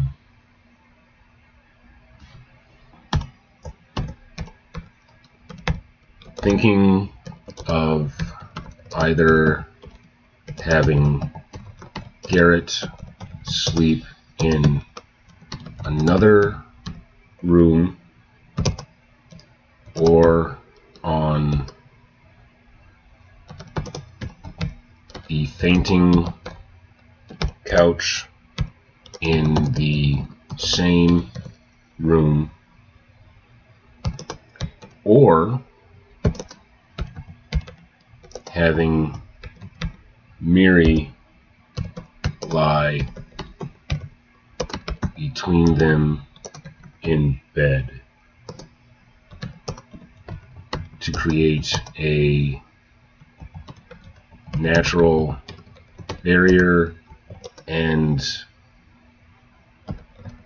create that awkward tension.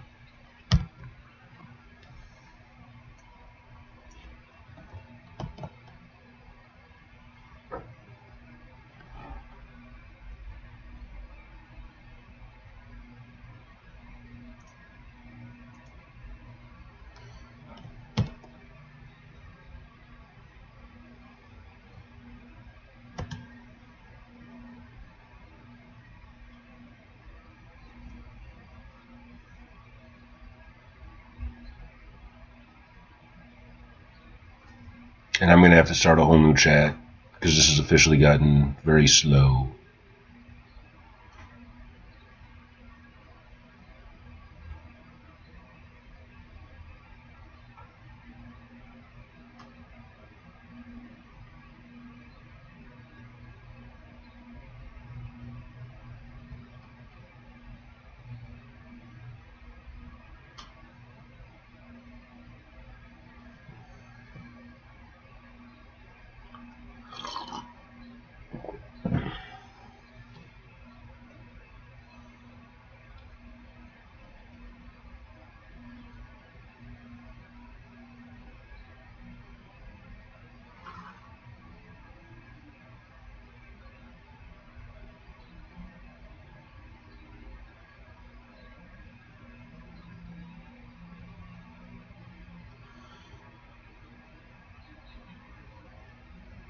Good, this is no longer philosophical structure, this is symbolic staging. Where Garrett sleeps will communicate more than any dialogue, but let's examine each option not emotionally but thematically.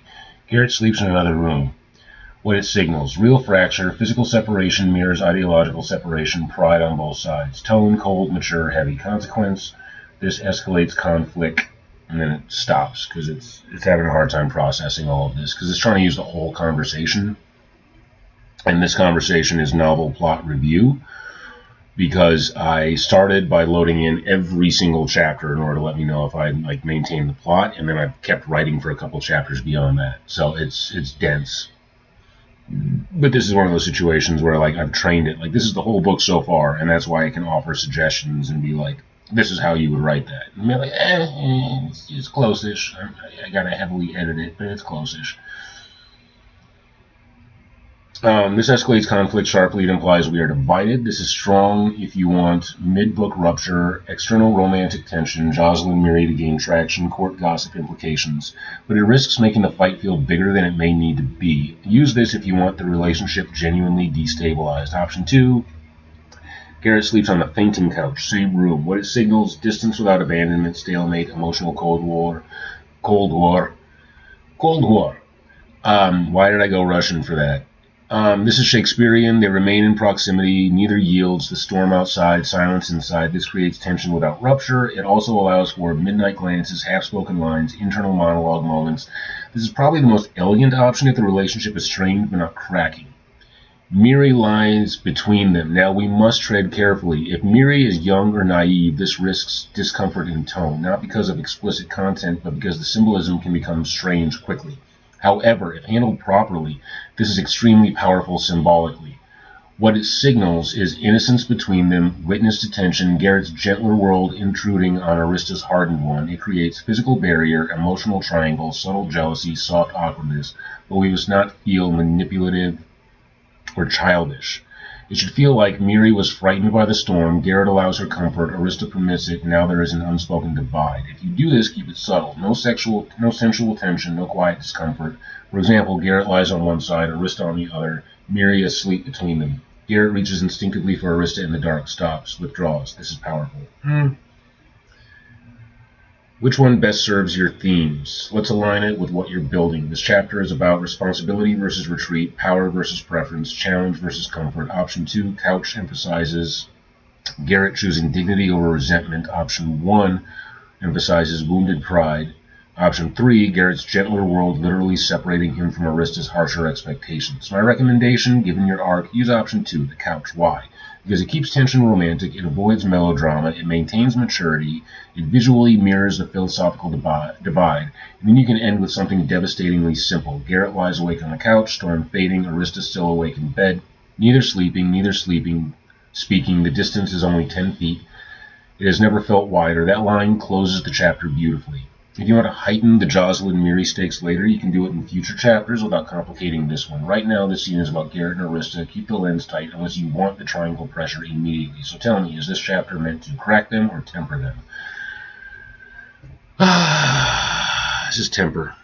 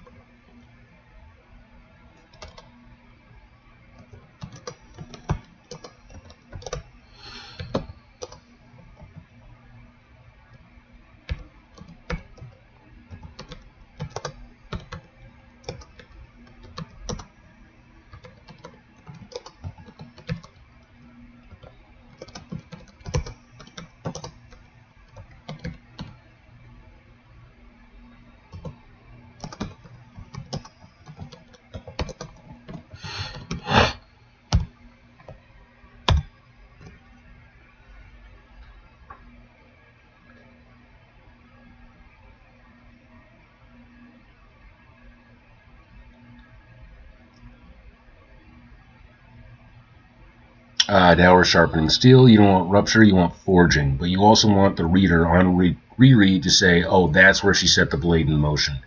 That means the manipulation cannot feel obvious. It must feel like conviction, but in retrospect, strategic. That's subtle writing. First, clarify the tone of her manipulation. There are 3 types of manipulation: malicious, coercive and self-serving; protective, steering someone towards survival; visionary, forcing someone into destiny. Arista must live in category 2 or 3. If she feels category 1, readers turn on her. So the scene must operate like she genuinely believes he must rule. She genuinely believes Garth is dangerous. She knows Garrett won't act without pressure. She applies pressure. She is not tricking him, she is shaping him. That difference matters. The tempering metaphor. Tempering is heat, pressure, and restraint. So she does not scream, she does not leave, she does not collapse. She holds steady. And she withholds intimacy not to punish, but to increase friction. Friction produces change. How to make it feel manipulative in retrospect?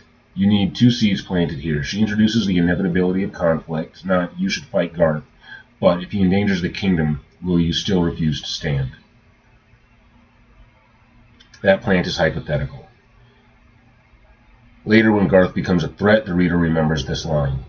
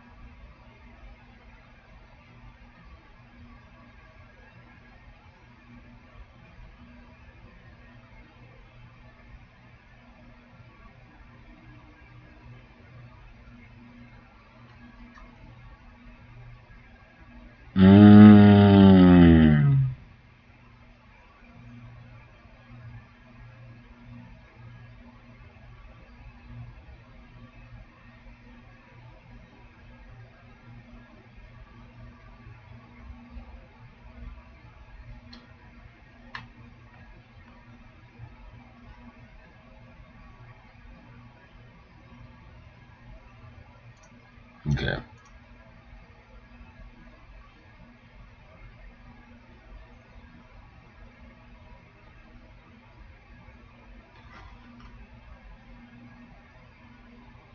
Okay. How to make it feel manipulative in retrospect.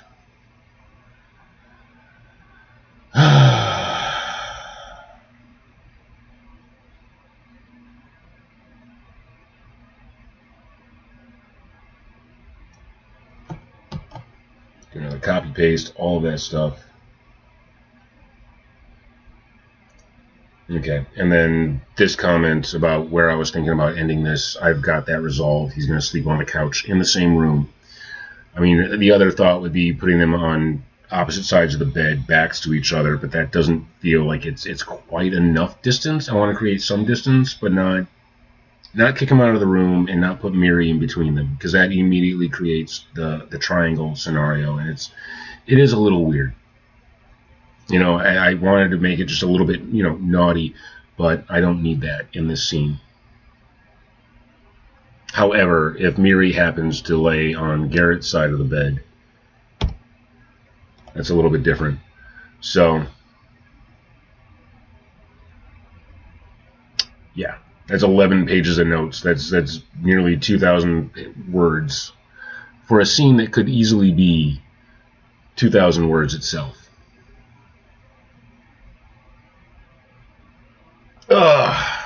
But, yeah, that's my brainstorming session so far on this.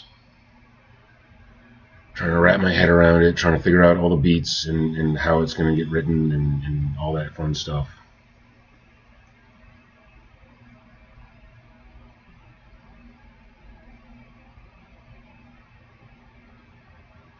And I should take this and I should pepper all this stuff into the last section that I did, and yeah.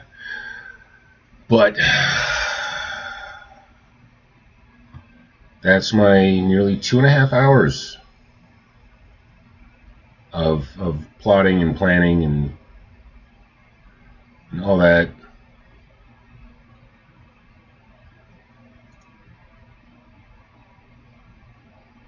Elon Musk says you don't need to worry about saving for retirement. Well, fuck you, Musk. You say all kinds of crazy ass fucking bullshit that just doesn't pan out. Alright. It's 8:24. I gotta get going. I gotta walk the dog, shower, give Mojo some romp time, eat a proper breakfast. All I've had is yogurt and fruit so far this morning. Should have invested in silver. I keep missing chances to invest in silver. It's risen 4.11% today so far. Tesla's down, GameStop is down, the S&P 500 is down, the Dow is down. Jeez, Disney loses 170 million with Snow White flop report. AI is officially killing GPT 4.0 and users are freaking out again. People are in absolute crisis. Awesome. That's the thing I've just used. Well, no, I'm using 5.0 or whatever, but it just means they're upgrading. It's fine. And if I gotta switch to another one, apparently there's better AI I could be using as a writing tool. But, yeah. So to anyone who has an issue with me using ChatGPT for my writing, I will point out I didn't use it for anything generative today. This was just me bouncing ideas in order to get my outline out. Because like I said,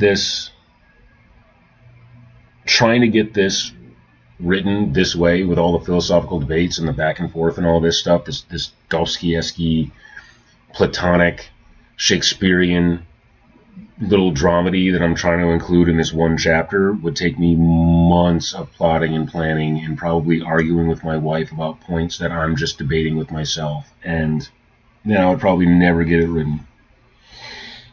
So with this, I'm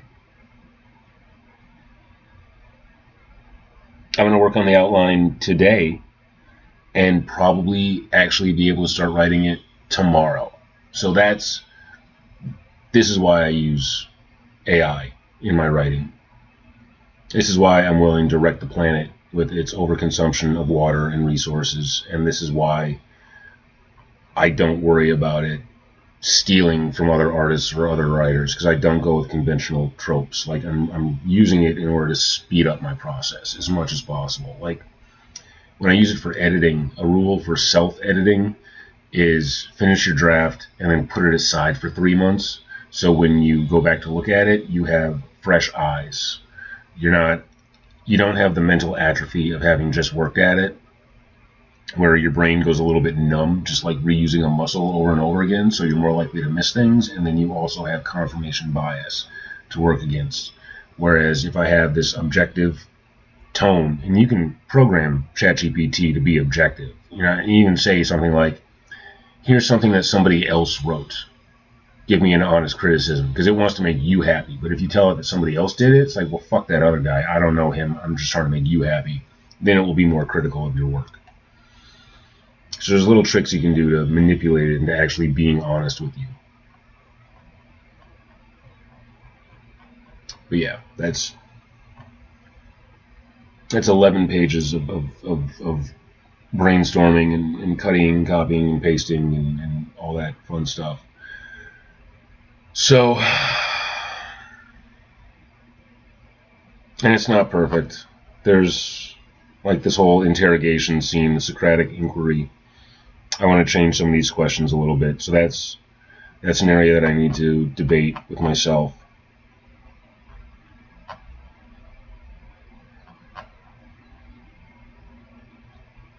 And then this second bit, provocation, ideological duel, personal exposure, seduction attempt, denial, and reversal. That's really good. The way it concatenated it all down and compressed it so I could actually, go at it a little bit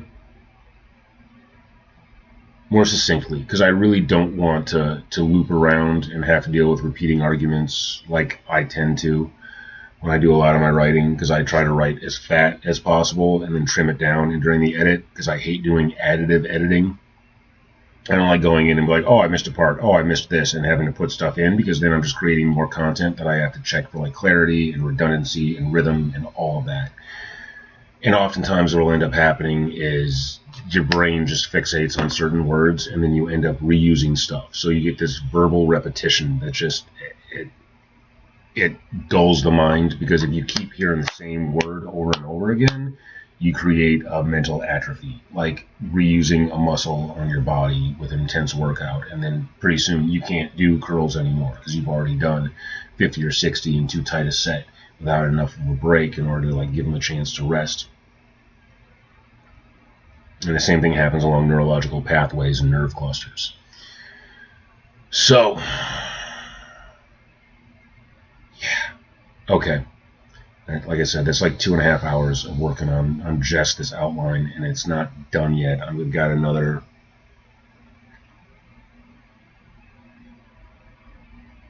I don't know how much more time. Another couple hours of working on this, but I have to adult. I gotta take care of the critters. I gotta stuff. So, thank you to anybody who's watching. I appreciate you. I appreciate you on all the channels. I appreciate people on Twitch. YS Books. Stokes, Y Stokes, that's her author name. If you want to check out any of her work, I highly recommend you do. She's on Substack, constantly generating new content, and does a lot of ebooks and audiobooks and digital goodies like that. So please check her out. And then Miss Shadow 69, or as she's known by her pen name, Zafira Storm. She's got content that's available on Amazon. She does shifter, bonded, destiny, romance type content. Check her out as well. I will be back later with actual clothes on. So, peace out and have y'all selves a good day. You know what? Let's just do one little thing. 50-year-old side hustle brings in $1.4 million a year. It's easy for all this talk about money. Real quick.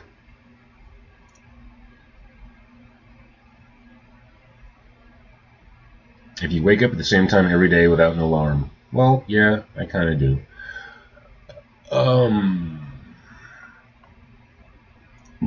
Let's see if I sold any books. KDP, nothing today, and nothing yesterday. Damn it. I haven't sold a book in 4 days. I don't like that. I don't like that at all. February 6th. Oh, no, it's been 6 days. Oh, no, wait. 3 days. It's been 3 days since I sold a unit. Okay. Buy my book, people. Buy my book. So far, I've made $9.33 this month off of Drowning the Lonely Isle. That's this one right here. I highly recommend you pick it up now before the cover art changes. Like, this is going away. In fact, I might be back later streaming in order to work on this, the new cover art. This is the direction where it's going, and this is more aligned with what my initial concept for the cover was going to be. The wife said she actually likes this more. She didn't want to like it more, but she does like it more.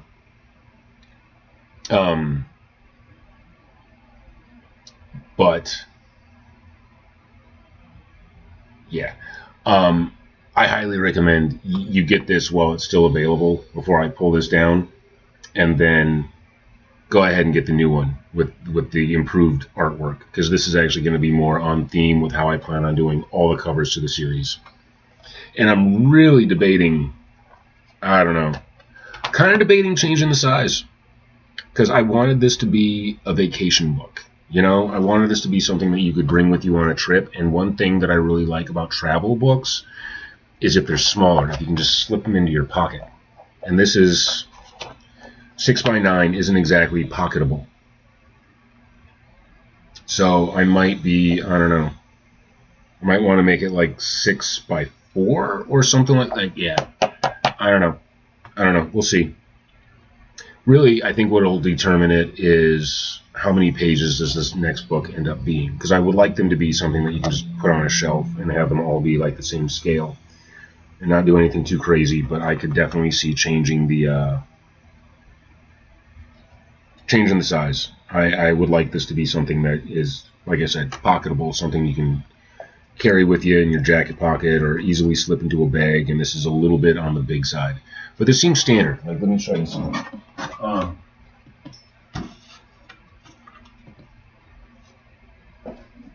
Okay, yeah. So this is a 6x9 too. So this is the series that my wife has been reading: Lost, Lycan, Luna, and I see bare-chested, holding her throat, got some extra hairy shoulders to show that he's shifting into a wolf and stuff. International best-selling author Jessica Hall. His Lost, Lycan, Luna. Lost his Lycan Luna? That's very confusing. And where they put the his right in the middle of the word lost. That's right in the O. That's vaguely sexual. But okay. But yeah, so it seems like I'm not going against any type of I've got the romance novel size down, I guess. 6 or 9 inches. That's dirty. Fuck, it's 69. Holy shit. Okay, so yeah, no sales. I'm disappointed in all of you who haven't bought my content. Yeah, again, I gotta go. I gotta go. This has been fun, but I gotta go. All right, peace out, people. Have a good day. I will see some of you later. Are you OBS? All right, stop.